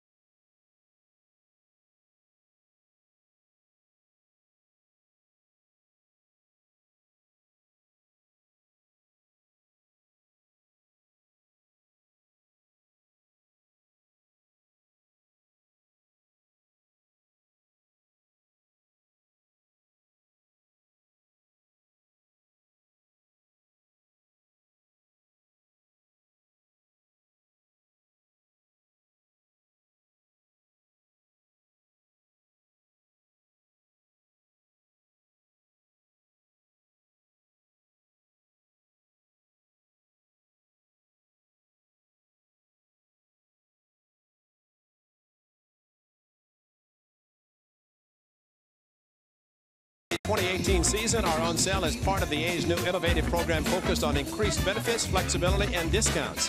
Program rewards tenure and includes exciting discounts on concessions, eliminates ticket exchange limitations, and provides exclusive new experiences and events for members. Renew or purchase new season ticket memberships right now at athletics.com/2018. 1-1 game, bottom of the 6th inning on a Friday night here at the Coliseum. These will have the top of the order. Powell, Simeon, and Lowry. Off-speed pitch in for a strike.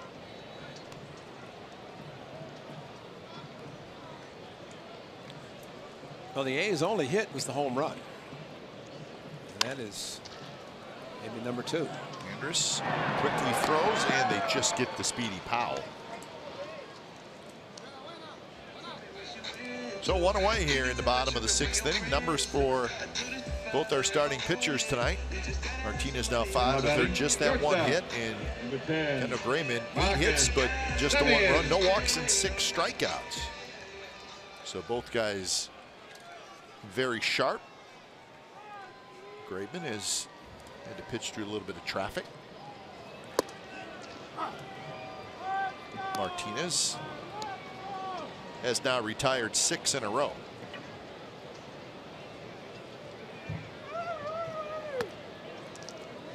He doesn't mess around either. You kind of like that, don't you? I do like that. He's ready to go.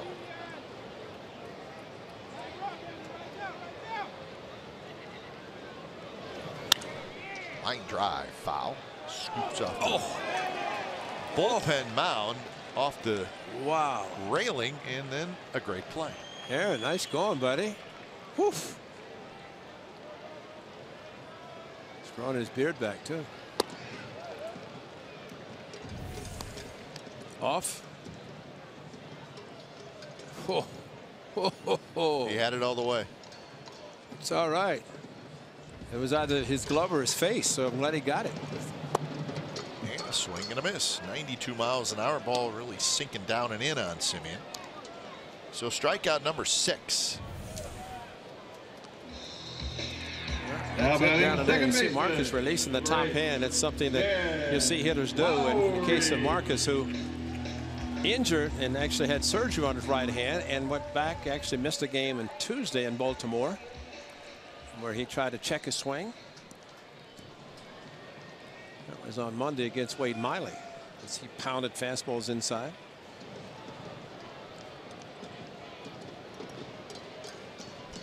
First pitch to Lowry is a strike in the outside corner.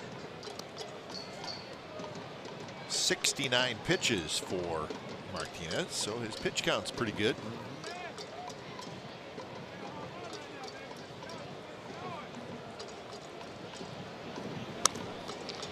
Jumps ahead of Lowry 0-2. Lowry has lined to center and popped out to third.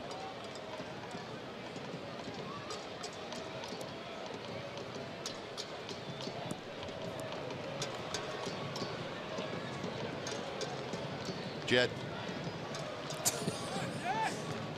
Hey, why don't just put Jed I? Jed I. That's a good one. Jed. Or I Jed. Maybe they forgot to put the I on the end of Jed, because that would have been Jedi.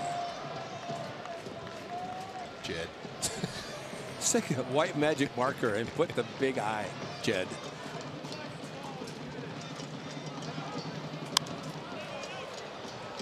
Martinez got that one in a little bit on Lowry. Martinez got pretty good control tonight too.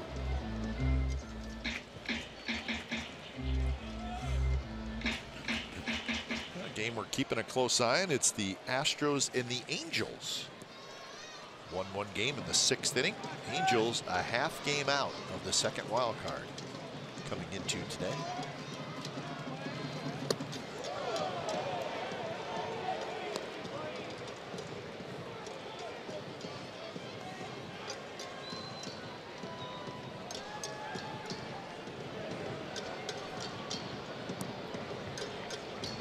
Some of these uniforms kind of remind me of the World Baseball Classic. A little bit, yeah. Just makes you kind of double take to see what team you're playing.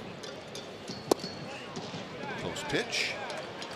Here's the wild card standings. They're updated. The Yankees lost, the Twins won, the Royals lost, the Mariners won. So that's where it stands right now. Nobody's really separating themselves for that second wild card spot. Even the Yankees, that lead's only 2.5. Mariners had a huge win tonight. They won in New York 2-1. So the Angels, Mariners, Rangers all fighting for a spot, and the A's are going to square off against those teams a lot in the next 5 weeks. Another foul ball back. In fact, these two teams, A's and the Rangers, after tonight, they still play 9 games. Rangers will be back here in Oakland September 22nd. 3-game series, then in the final 4 games of the season in Arlington. It meant something in 2014 for the A's. Maybe the A's can be the spoilers in that. Is that Mariners were ones that had to take the heat. Robinson, foul territory. He grabs it. So that's 8 in a row retired by Nick Martinez, and we're on to the 7th. It's a 1-1 game.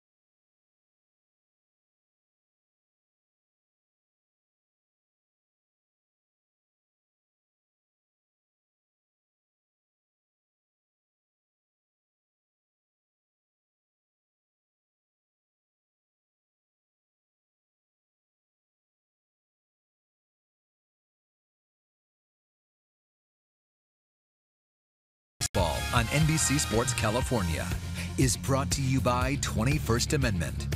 Join our August Fest party on August 26 from 12 to 6. Visit 21stamendment.com for details.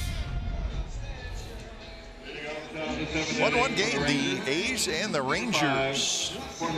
Tight one.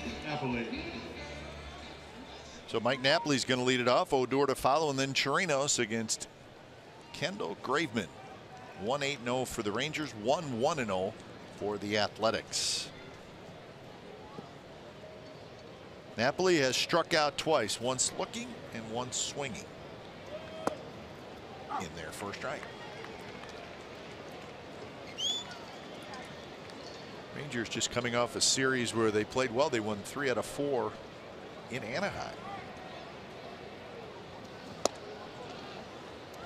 Overall, they've won 8 out of 11, and you know, we always talk about it too, Ray, that it's hard to feel like you're in contention when you're under 500. Yeah, I know.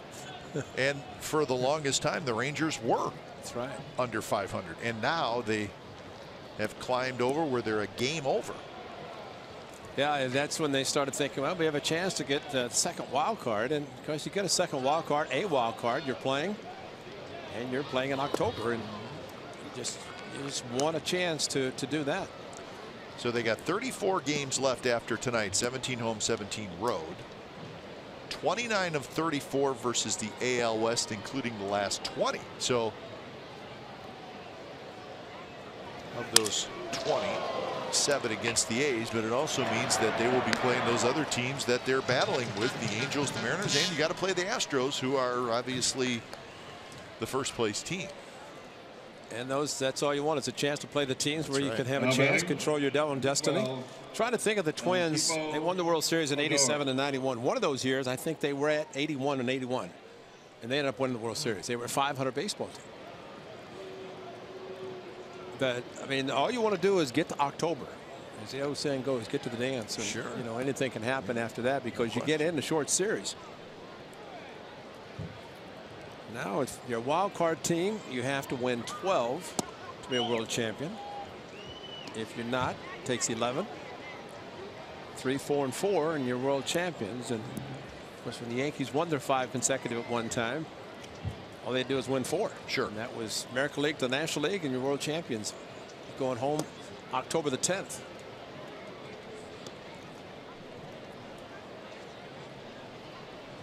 And the Rangers are 14-8 in the month of August. And let's not forget, they traded Darvish, and they traded Jonathan Lucroy, their starting catcher, and a very good starting pitcher. Odor is retired. So you make the trade of Darvish. I mean, that kind of tells you that, you know, your Rangers are thinking, well, you know what? We're hovering around 500. We're 2-3 games under 500. It's not happening. It's not happening. But sometimes you make the trade. All of a sudden, Cole Hamels starts pitching great. Martin Perez, the other left-hander, has been pitching very well. So and offensively, their offense has really been carrying them. So the offense kind of kicked into gear. And now you got a shot. Well, the one thing that we saw, I would think if there's one team that Darvish is very happy not to have to face anymore, would be the Athletics, because he couldn't beat the A's. But it seemed like every time he did pitch, he would get excited when he had 10 strikeouts or more. It's like everything was strikeouts. It wasn't about W's. And I think there was some concern from the Mariners, or from the Rangers, that maybe if you got him a win or lead, that he couldn't hang on. He didn't get the shutdown innings. But, you know, with the Dodgers, maybe it's a different story. Yeah, they traded him to the Dodgers right at the trade deadline. In fact, it was one of those deals that it didn't get reported till 15-20 minutes after the deadline, but they did get the trade in, and the Rangers got 3 minor league prospects, a couple pretty highly thought of prospects from the Dodgers. But when they traded Darvish and Lucroy, it was at a time when they were under 500. Didn't think they were going to do it, and all of a sudden they started playing better. And you have all the guys up and down the lineup with the double figures at home runs. Makes them a very, very difficult team to pitch to. And like you said, the one guy, Joey Gallo, the concussion disabled us. He'll be back on Tuesday. The A's will miss him in this time, and they'll see him 7 more times. Good pitch, 2-2. Yeah, Joey Gallo with the concussion. We mentioned Carlos Gomez, who had a cyst removed from his shoulder, and they're talking about Gomez coming back tomorrow.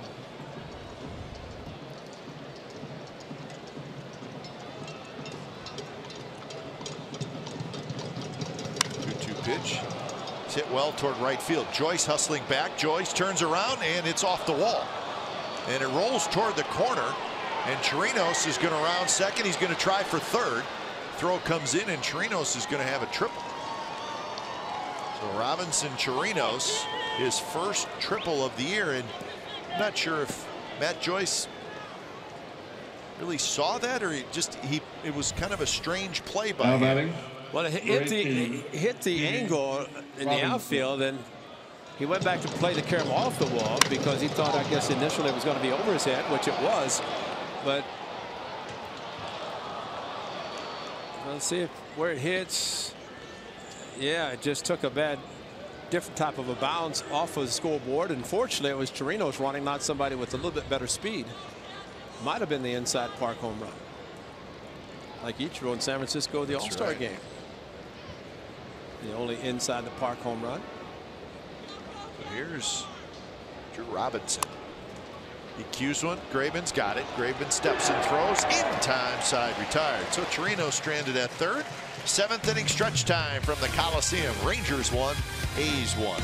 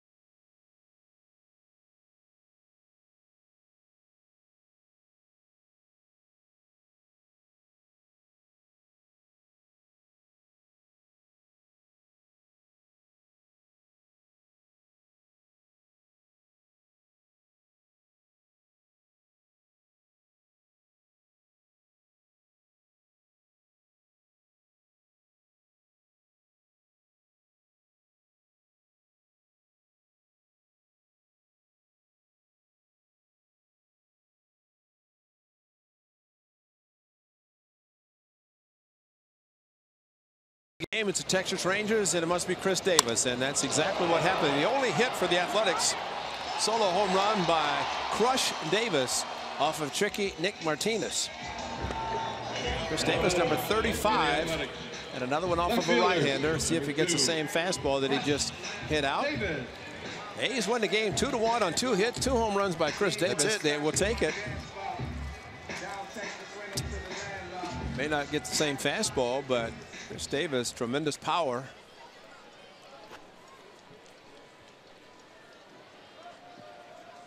So Davis, Joyce, and Healy are the 3 hitters to face Nick Martinez. 77 pitches through 6 innings for Martinez. He walked Joyce with 1 out in the 2nd. He walked Powell with 2 outs in the 3rd. And then the Davis home run. Those are the 3 base runners.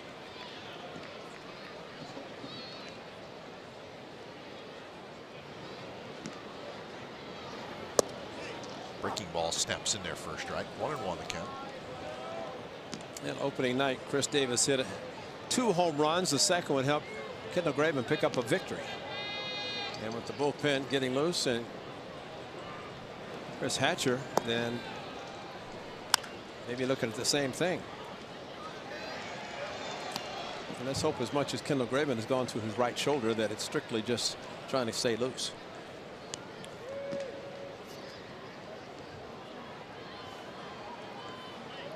So 1-2 to Davis.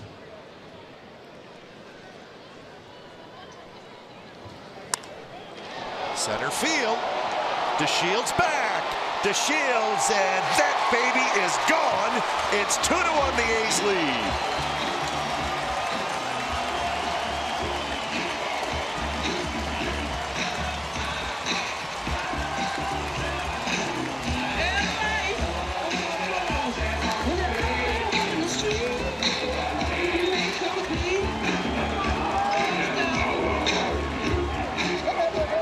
Throw another breaking ball this time. He didn't like the fastball, so I think I'll throw him a curveball. And Chris Davis does it again. 36 home runs for Chris Davis.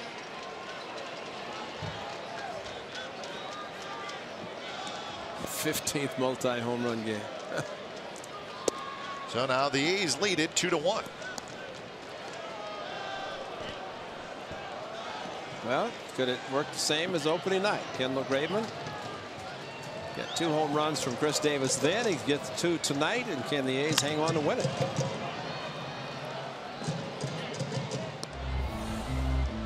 There's the curveball. Not a bad pitch if you're thinking, wow, I just dropped a hook at 80 miles per hour. But this is Chris Davis. This is just not your normal home run hitter that's going to hit a fly ball to center field that's not going to carry out. This ball just kept going, and off the Holy Toledo sign, or very close to it, which is dangerous. That's a very expensive sign. They cover it during batting practice, but not now.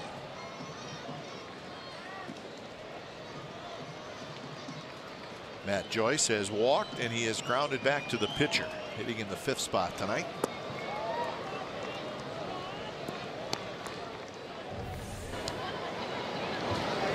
I just made a good pitch, just a fly ball to center field. He's going to catch it. You got to be kidding me. This is Crush Davis. This is not just a normal hitter.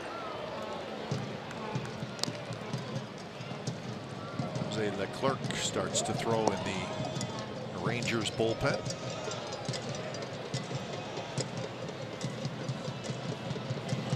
Three-two pitch is a shot toward right center field, and it's over the glove of Mazzara. Bangs off the wall.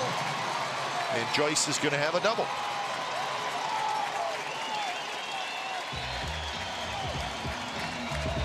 So a home run and a double for the A's here in the bottom of the 7th.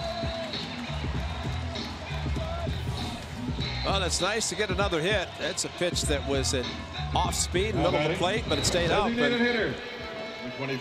Excellent job by Matt Joyce to be able to stay back on the ball. That was like a batting practice fastball. Joyce, once he saw it over the head of Mazzaro, easily into second base. So 26 doubles now for Matt Joyce. Go along with his 19 home runs. So nobody out. Runner in scoring position for Healy.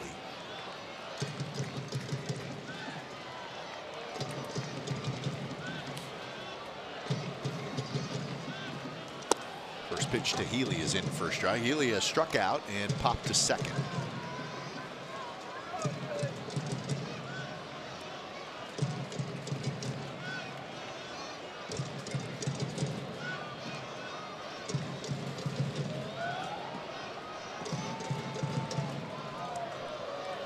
Hatcher still throwing in the A's bullpen.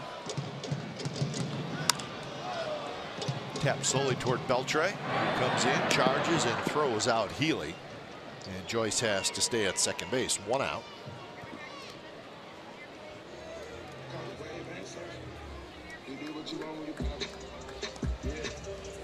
So that'll bring up Matt Olson.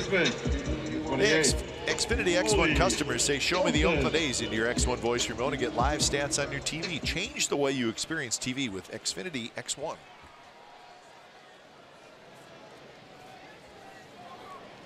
So here's Olson. See if he can get Matt Joyce home.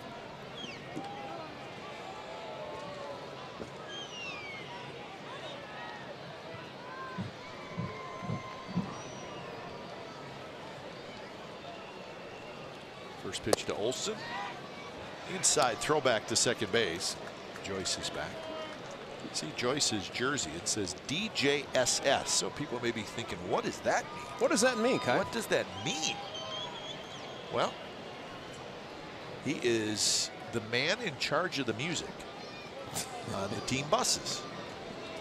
So, sweet swinging disc jockey, DJSS. That's what they call Matt Joyce. There you go. You thought we were done with the nicknames, but they just keep on coming. They're the gift that keeps on giving. Should have had the SS before the DJ, though. Sweet swinging. DJ Sweet Swinging. Yeah. He does not pick the music on the staff bus, which is the bus that we ride. Because everybody's asleep. Everybody's asleep. It's a little bit of an older crowd. You walk on that bus, you can't tell whether the A's won or lost. No. Because it's the same every game.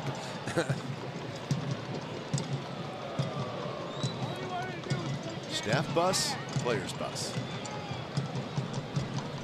Younger bus, older bus.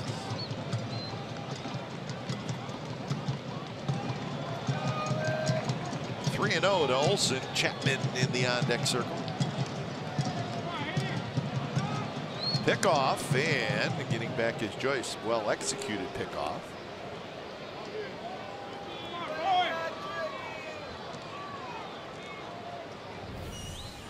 And I say well executed because we've seen this ball sail into center field a few times. So when a team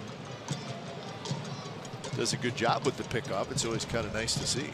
Just say the one thing, if you can be assured that the runner is going to dive back head first, get your knee down. Fernandez could have put the knee right in front and slides into his knee with the hand, and he's safe. Then he straddled the bag, and Matt Joyce went between his legs.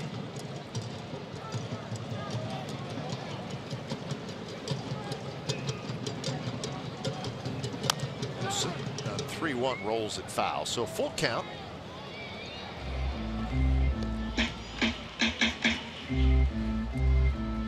Olson has hit a fly ball to left field, and he has struck out. A home run by Chris Davis here in the 7th, his second of the ball game, has given the A's the 2-1 lead.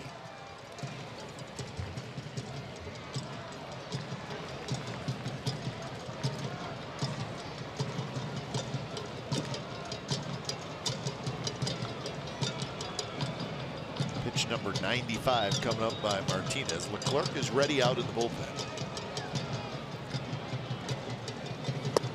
Strike 3 call. He snapped off a breaking ball, and Olson could not pull the trigger. So 2 outs. Oakland Athletics are proud to partner with Coors Light for a special ticket offer. Visit CoorsLightBaseball.com today to get 50% off the purchase of up to 8 tickets for the September the 4th game. That's against the Los Angeles Angels of Anaheim. Coors Light and the A's together, our mountain is creating a more sustainable world. Italian Heritage Night. You can tell by the hats and the beanies. See the cap to the left. Yeah, I was right. That was a giveaway last year for the baseball cap. The green, red, and white. Even Julio Toledo sign lit up tonight in those colors. Sure. That's the giveaway, the scarf. Yeah.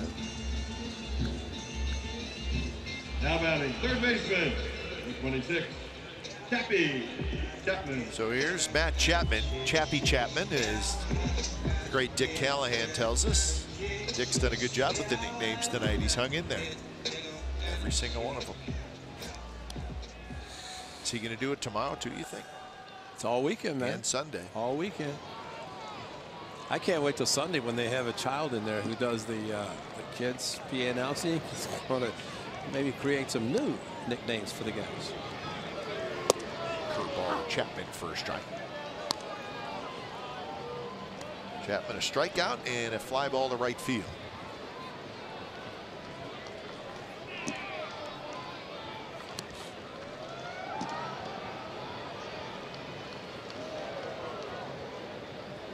It's a good Rangers offense, so any runs that you can add on become extremely important.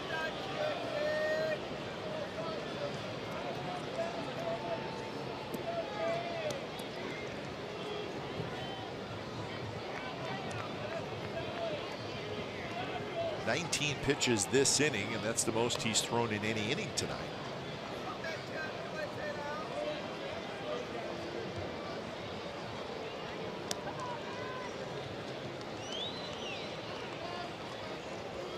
Oh, the pitch is blocked nicely by Chirinos. So pretty good block form by Chirinos. Well, that's the way you're supposed to do it.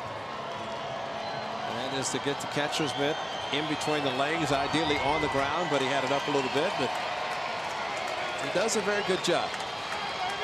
I'm always interested in watching catchers as they look up to see if the hitter's peeking back instead of maybe look at the hitter's feet to see where he's positioned himself. Fastball for a strike.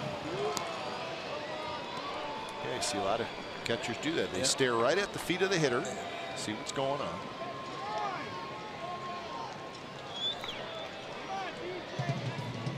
So 1-2. Joyce at second, 2 away. Grounded, just foul, not by a lot.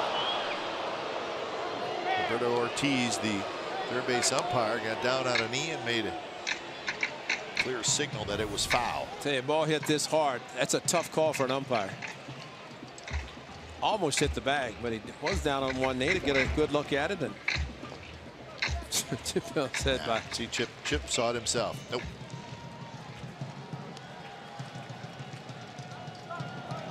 So 1-2 to Chapman.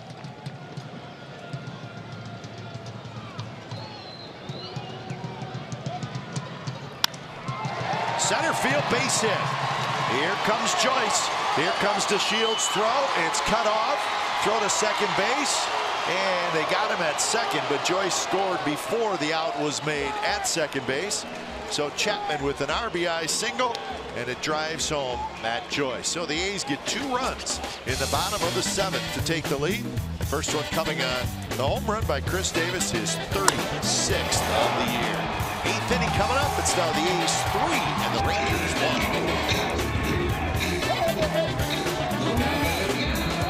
Right fielder.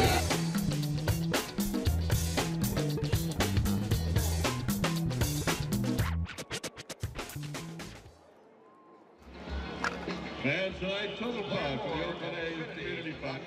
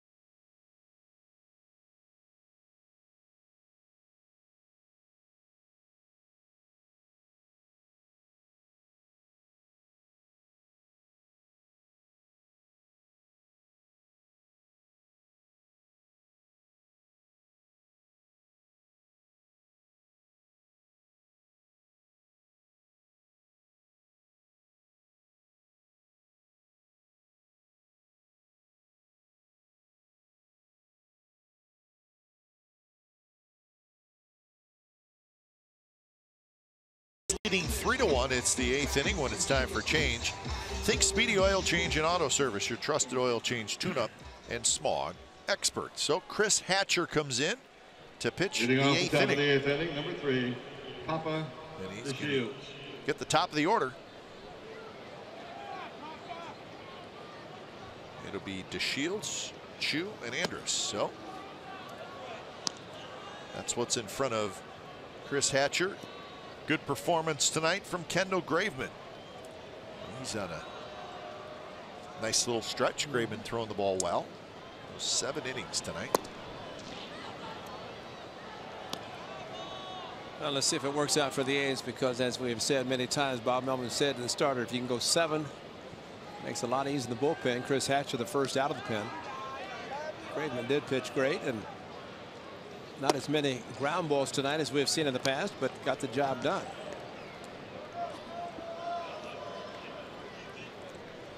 So quick 3-0 to DeShields.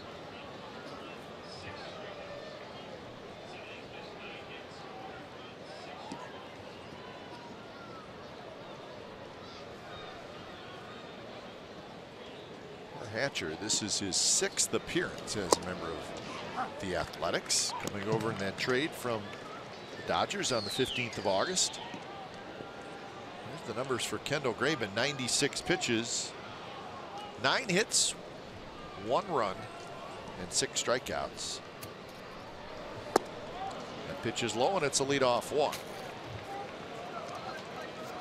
Well, the curveball was pulled just foul down the third base line, so they go back with a high fastball. He gets on top of it and hit it into center field. And surprised this throw did not come in stronger than it did.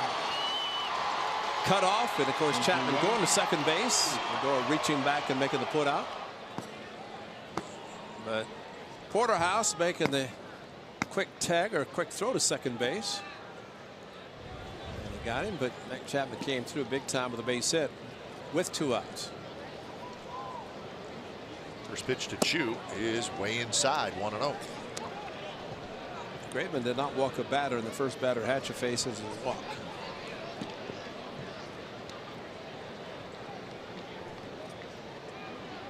Chu 0 for 3 with a couple of strikeouts.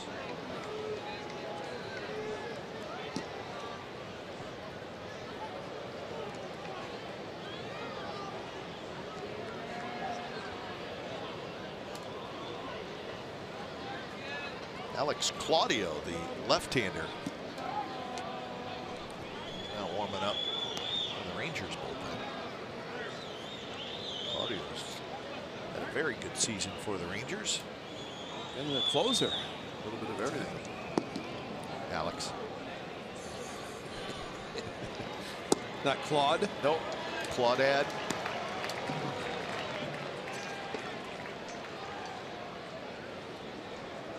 So 1-1 to Chu. Elvis Andrus and Beltre, next 2 hitters.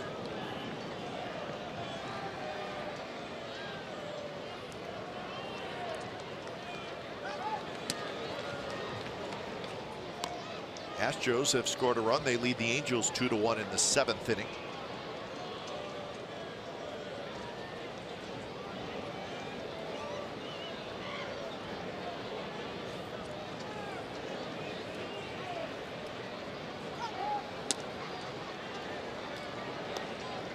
Shields a good base stealer with 25 steals. He's only been thrown out 5 times.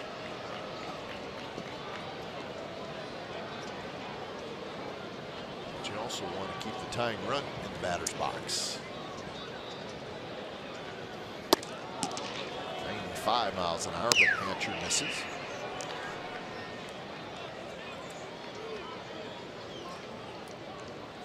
I saw Kendall Graveman with a good sinking action, and more fly ball tonight than we have seen, but he still got some ground balls. 3 double plays turned by the Athletics.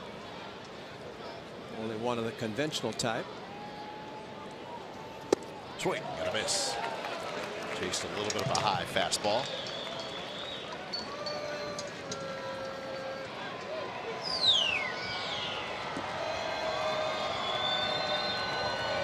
So 2-2 the count. Straightaway defense for the A's.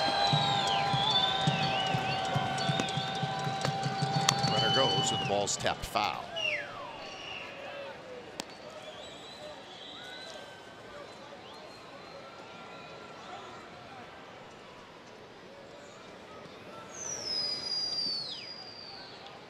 Good to see some Blue Jays fans in the house.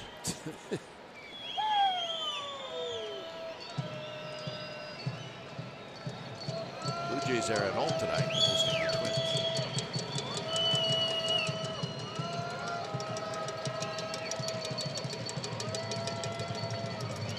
Runner goes again. The ball's hit hard. Olsen's got it. He steps on first, and that was a terrific play.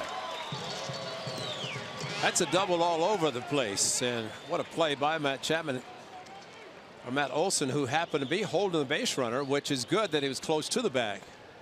But if the runner's not on the move, that's a double play. Another one. But Olson, very good defender, and very quickly takes the ball that was headed down to the corner.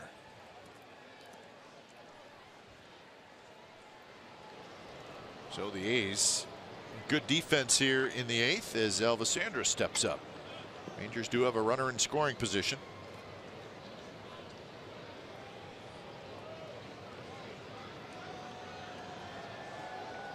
Rangers have stranded 5 through the first 7 innings.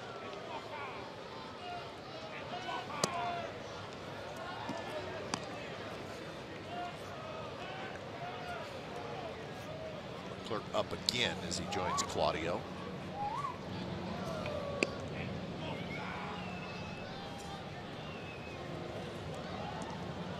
Andrus has had a good ball game. Couple of singles.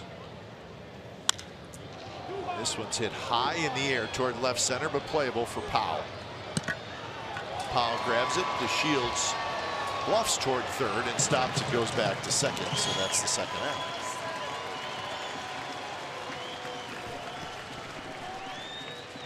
All right, tonight's Cold Hard Facts are brought to you by Frost Brewed Coors Light.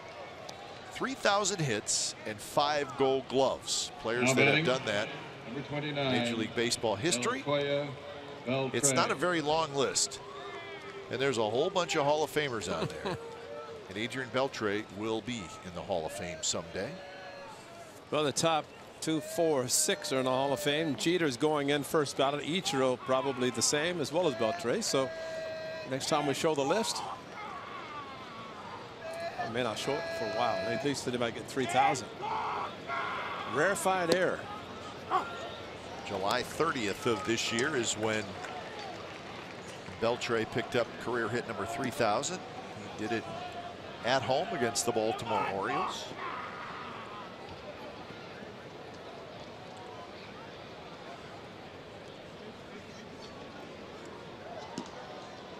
He also has 461 career home runs.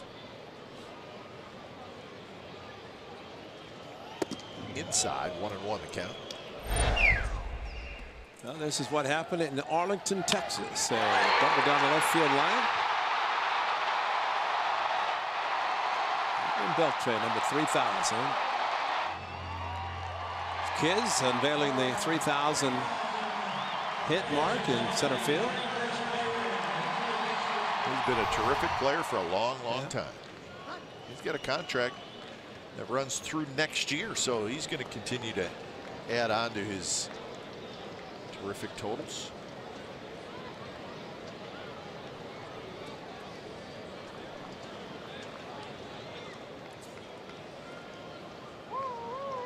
One and one the count. Just missed inside.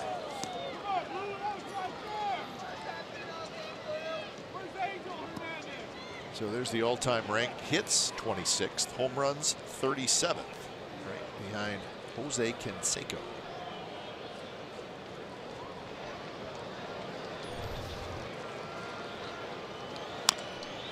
Bounce foul, so he's got a very attractive resume, but he has not won a World Series. Right. 3,000 is kind of the magical mark in hits, though.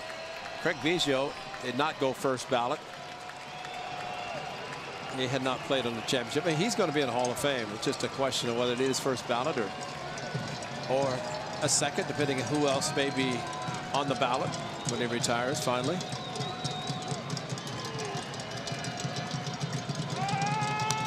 Pitch fouled straight back. Beltre had a good swing.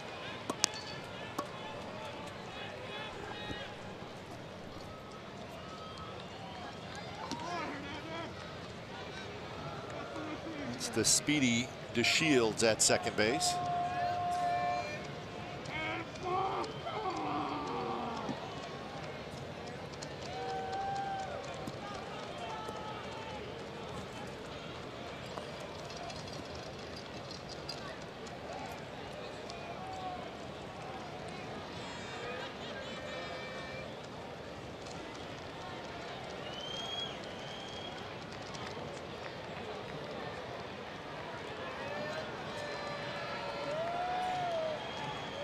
Some action now as Trident's going to get up.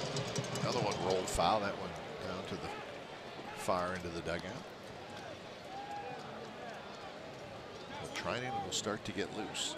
You know, Ray, we didn't televise on Wednesday. We want to wish Rajai Davis the best of luck. The A's traded Rajai Davis really after the game on Tuesday night. Traded him to the Boston Red Sox. So Rajai, pretty good chance to make the postseason. So. Absolutely, and he's a good guy. He was in the dugout the entire game, but evidently the trade was consummated at the end, and there were some opportunities, but not a bit. So a swing and a miss by Beltre. Hatcher goes high heat, and the Rangers strand a runner at second base. Bottom of the 8th coming up. A's 3, Rangers 1.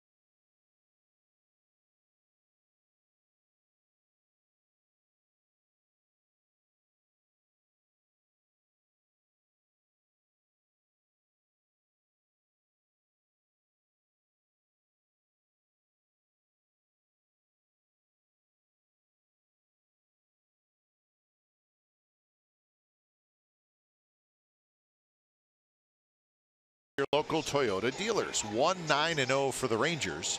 3-4-0 for the Athletics. Kendall Graveman pitched very well. Nick Martinez pitched well, but Chris Davis got him twice. A pair of home runs for Chris Davis, his 35th and 36th of the year. So, as we head to the bottom of the 8th, the A's leading 3-1, and when it's time for change, think Speedy Oil Change and Auto Service, your trusted oil change, tune-up, and smog expert. So Jose Leclerc comes in. And the first pitch to Maxwell is a swing and a miss.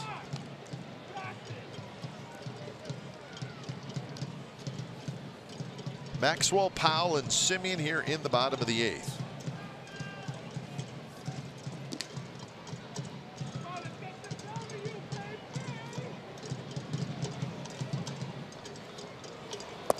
Leclerc with lots of strikeouts, 52 strikeouts in 37 innings. The bullpen has been a little bit of an issue for the Rangers. They have some injury problems there. A couple big names. Yeah. Fly ball left field. Drew Robinson comes in, and he's got it for out number 1. And here is Angela. I'm standing at the newly dedicated D gate for Hall of Famer Dennis Eckersley, who was honored at a ceremony earlier today. And tomorrow is Dennis Eckersley Day, where 15,000 fans will receive this bobblehead courtesy of Chevron Extra Mile. Dennis will also be throwing out the first pitch before the 105 game against the Rangers. Guys, back to you in the booth. Yeah, so another big day tomorrow with the bobblehead for Eck. So we'll see how Eck handles that first pitch. He's worried about it. He's got a bad arm. I said just do what Tony. Tony walked all the way up to the catcher and flipped it underhand. Eck's not going to. We will not let Eck do that. Well, he's not going to do it. I know it. A little concern. As his arm's got too many bullets in it. Done, gone. So tomorrow during our telecast, Terry Steinbach's going to come up, chat with Terry and Carney Lansford. It's fun to check in with those gentlemen. Steiny and Karnak. We're on nickname weekend.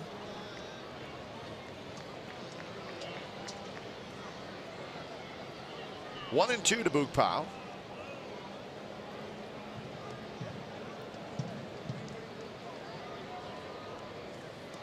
Powell takes that pitch in the dirt.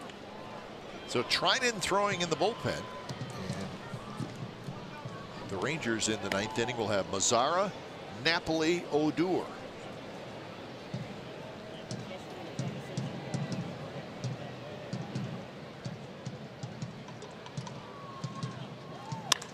Pitch, one hop, nice play by Anders. He spins around and throws to first. Terrific play by the Rangers shortstop. Well, Elvis Anders, you said it earlier, having a great season, and that was the bat. How about defensively? And he's always been able to pick it and do a great job at shortstop, and does it on this one with a backhand, a little 360 turn, and quickly over to Mike Napoli. So 2 outs. Here's Marcus Semien.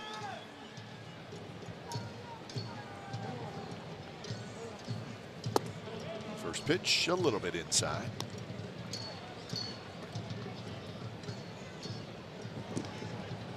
Semien is 0 for 3.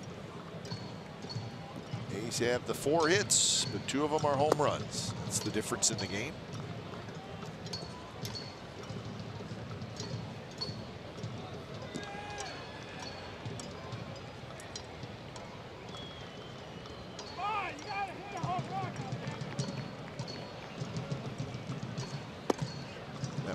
Inside corner first strike.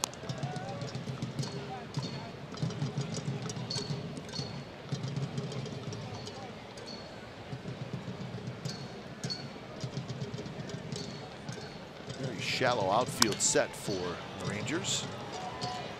Hit hard toward Beltre, who throws wide. Napoli cannot hold on to the ball, and it rolls into shallow right field. And Semien's going to be aboard.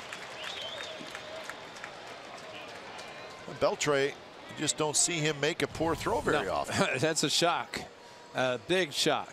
Had plenty of time, always throws underneath like that, and ball up the line, and off the glove, off the body.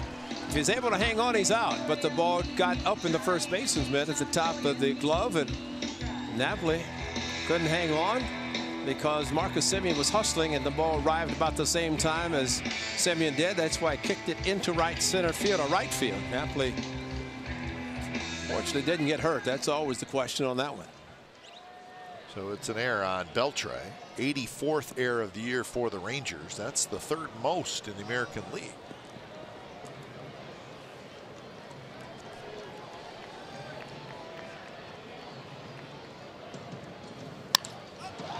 Lowry goes after the first pitch and skies one toward left. Robinson's there, side retired. We're going to the 9th. Trinan will try to save it for Graveman. It'll be Mazzara, Napoli, and Odor.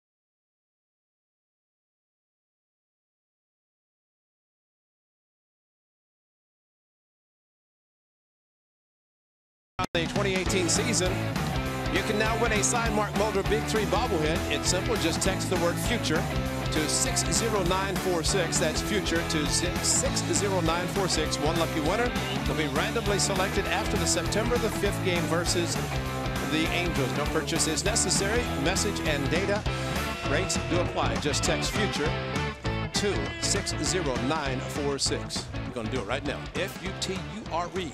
Future. Right now.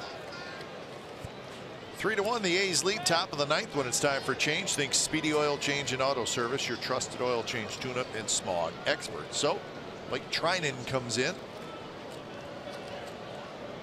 And he is looking to save it for Graveman as he faces Nomar Mazara. First pitch is a good one on the inside corner for a strike.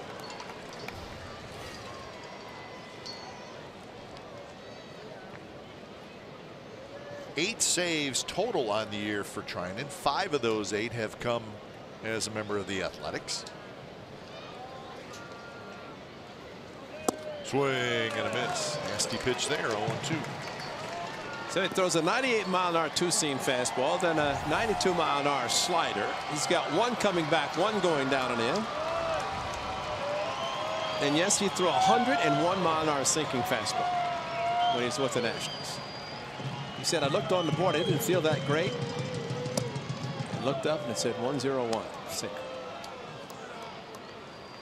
Wonder what would happen if he'd been feeling good. Napoli to follow, and then Odor. So plenty of power in this Rangers lineup, but that's why that second insurance run was huge. Swing and a miss. He struck him out with a slider. 91 miles an hour. Well, if you get ahead, you can throw this pitch where he threw it. That's it. And that's one he swung at, and it's hard as a hitter to lay off the pitch. That's the old back foot slider we talk about. He comes into a hitter looking so good. Righty on lefty, lefty on righty. Similar pitch. You go to the back foot. Really, it's an outstanding pitch. Most hitters will do exactly what Mazara did. Make no contact and head back to the dugout. First pitch is a strike to Napoli.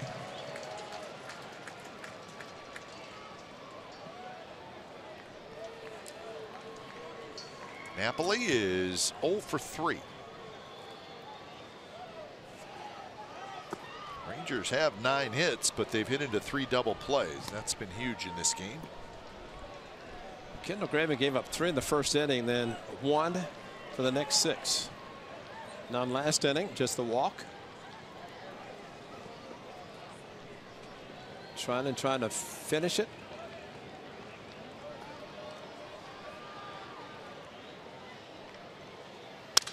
Napoli breaks his bat. In fact, the bat, splinters of the bat go all over the place. Well, stay tuned for A's Postgame Live presented by State Farm. Coming up after the game, Jim Cosmore, Bip Roberts, and Shooty Babbitt.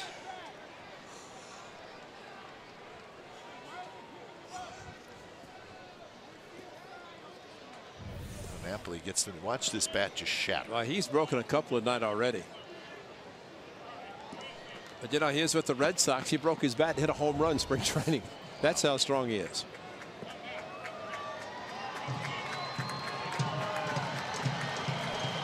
Eric Fell picking up all the chips for the souvenirs to get them authenticated.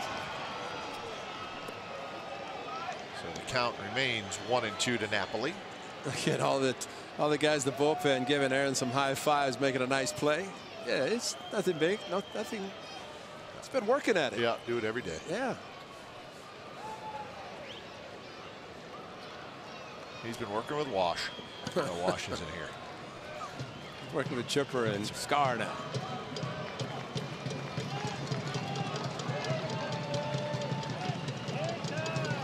One and 2. Got him swinging. Another slider.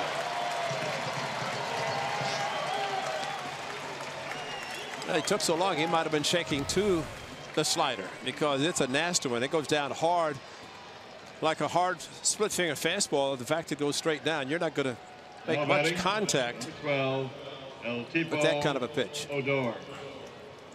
So Napoli 0 for 4 with 3 strikeouts. And here's Odor.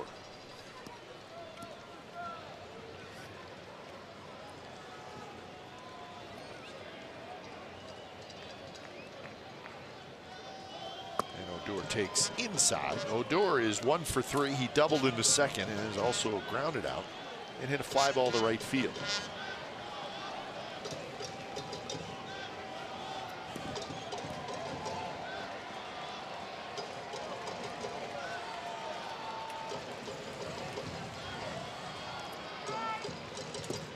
Two and 0 now.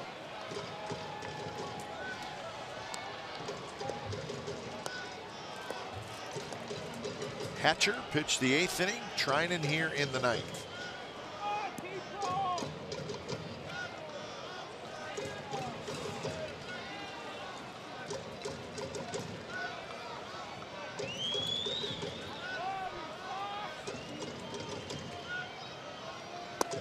In there for a strike.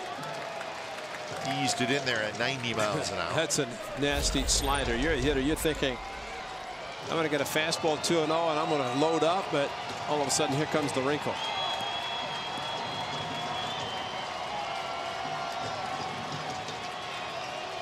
For some reason he went to batting gloves in this at bat. He'd been going no batting gloves previous at bats. This time though, the material they have on the bats now, you don't need to have batting gloves. It's kind of a stick 'em that they wrap around the bat down at the end, but he's looking for the second hit. See that red? That feels almost like the batting gloves. 3-1 pitch is in for a strike. And it's not straight. I don't know that trying to control a ball straight.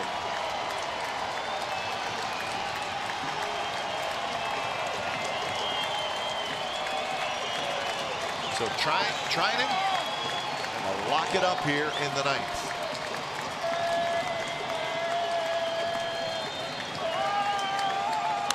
And there's a line drive. Joyce coming in. Joyce reaches down, makes the catch, and that's the ball game.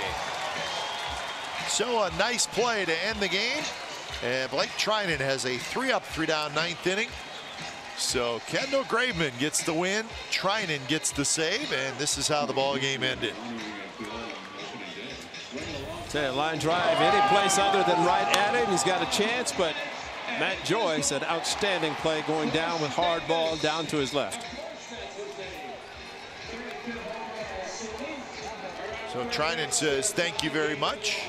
And Kendall Graveman has his 4th win, and Trinan has his 6th save as a member of the Athletics. So A's win it by a final score of 3-1. Chris Davis with a couple of home runs. For Davis, it was his 35th and 36th of the season.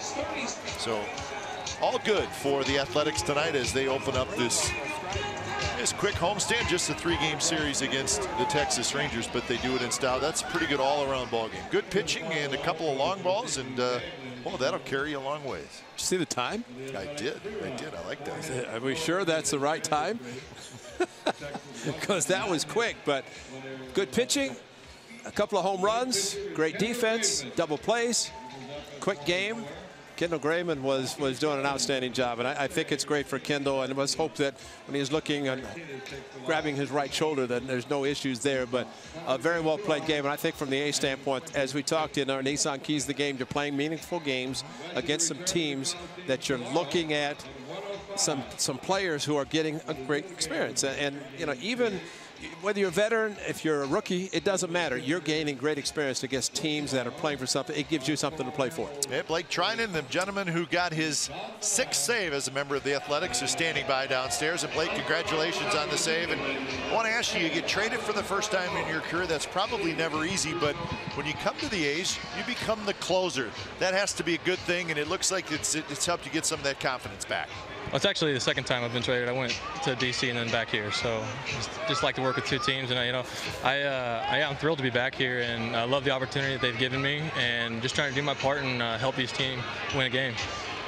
Blake, talk about tonight, because it seemed like you had your two outstanding pitches working effectively, the hard slider, the hard sinker. How much did the slider help you with your pitches tonight, being able to throw it effectively and for strikes? I'll be honest, I was trying to those lefties, I was trying to make it cut more than slide. Yeah. And I think I threw some really good ones to Mazzara. I threw a good one to Odor too, and he spit on it. And I didn't want to give him anything straight with a full count, so I'll just take my chances. He put a really good swing on it.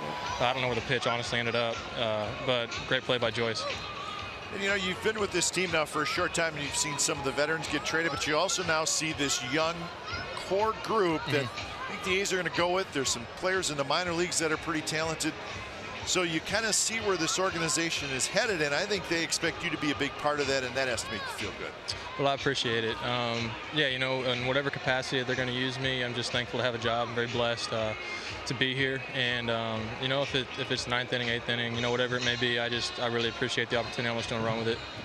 You know, you were saying or this last road trip about the 2-inning outing that you had, and you said that the communication between Scott Emerson, your pitching coach, and Bob Melvin, your manager, telling you in advance of what might be happening.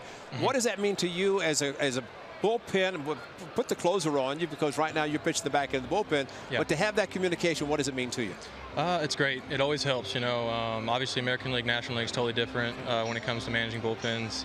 Different scenarios, different chess matches. But, you know, it's been really good, the communication they've had with us down there and with me. You know, and exactly what you said, you know, communication with, you know, maybe, hey, you might have to go out and get more than 3 outs today. That's just great to know in advance, so I can mentally prepare for that opportunity in that situation. All right, Blake, thanks for joining us. Congratulations on the save. Thank you. All right, so Blake Trinan gets his 6th save, and listen, the A's traded a couple pretty good pitchers. They got Blake Trinan and a couple other guys back, but you can tell his stuff is really, really good. I mean, scouts rave about his stuff, and you saw it in that 9th inning. I would not want to face him. I mean, you throw that hard with movement. I don't know that he can throw the ball straight. He proved it by doing what he did very successfully in the 9th inning. So the A's with a good ball game, just solid all around. The home runs and quality pitching, and that'll do it every time. Final score tonight, the A's beat the Rangers 3-1. Time now for A's Postgame Live, presented by State Farm. Here's Coase.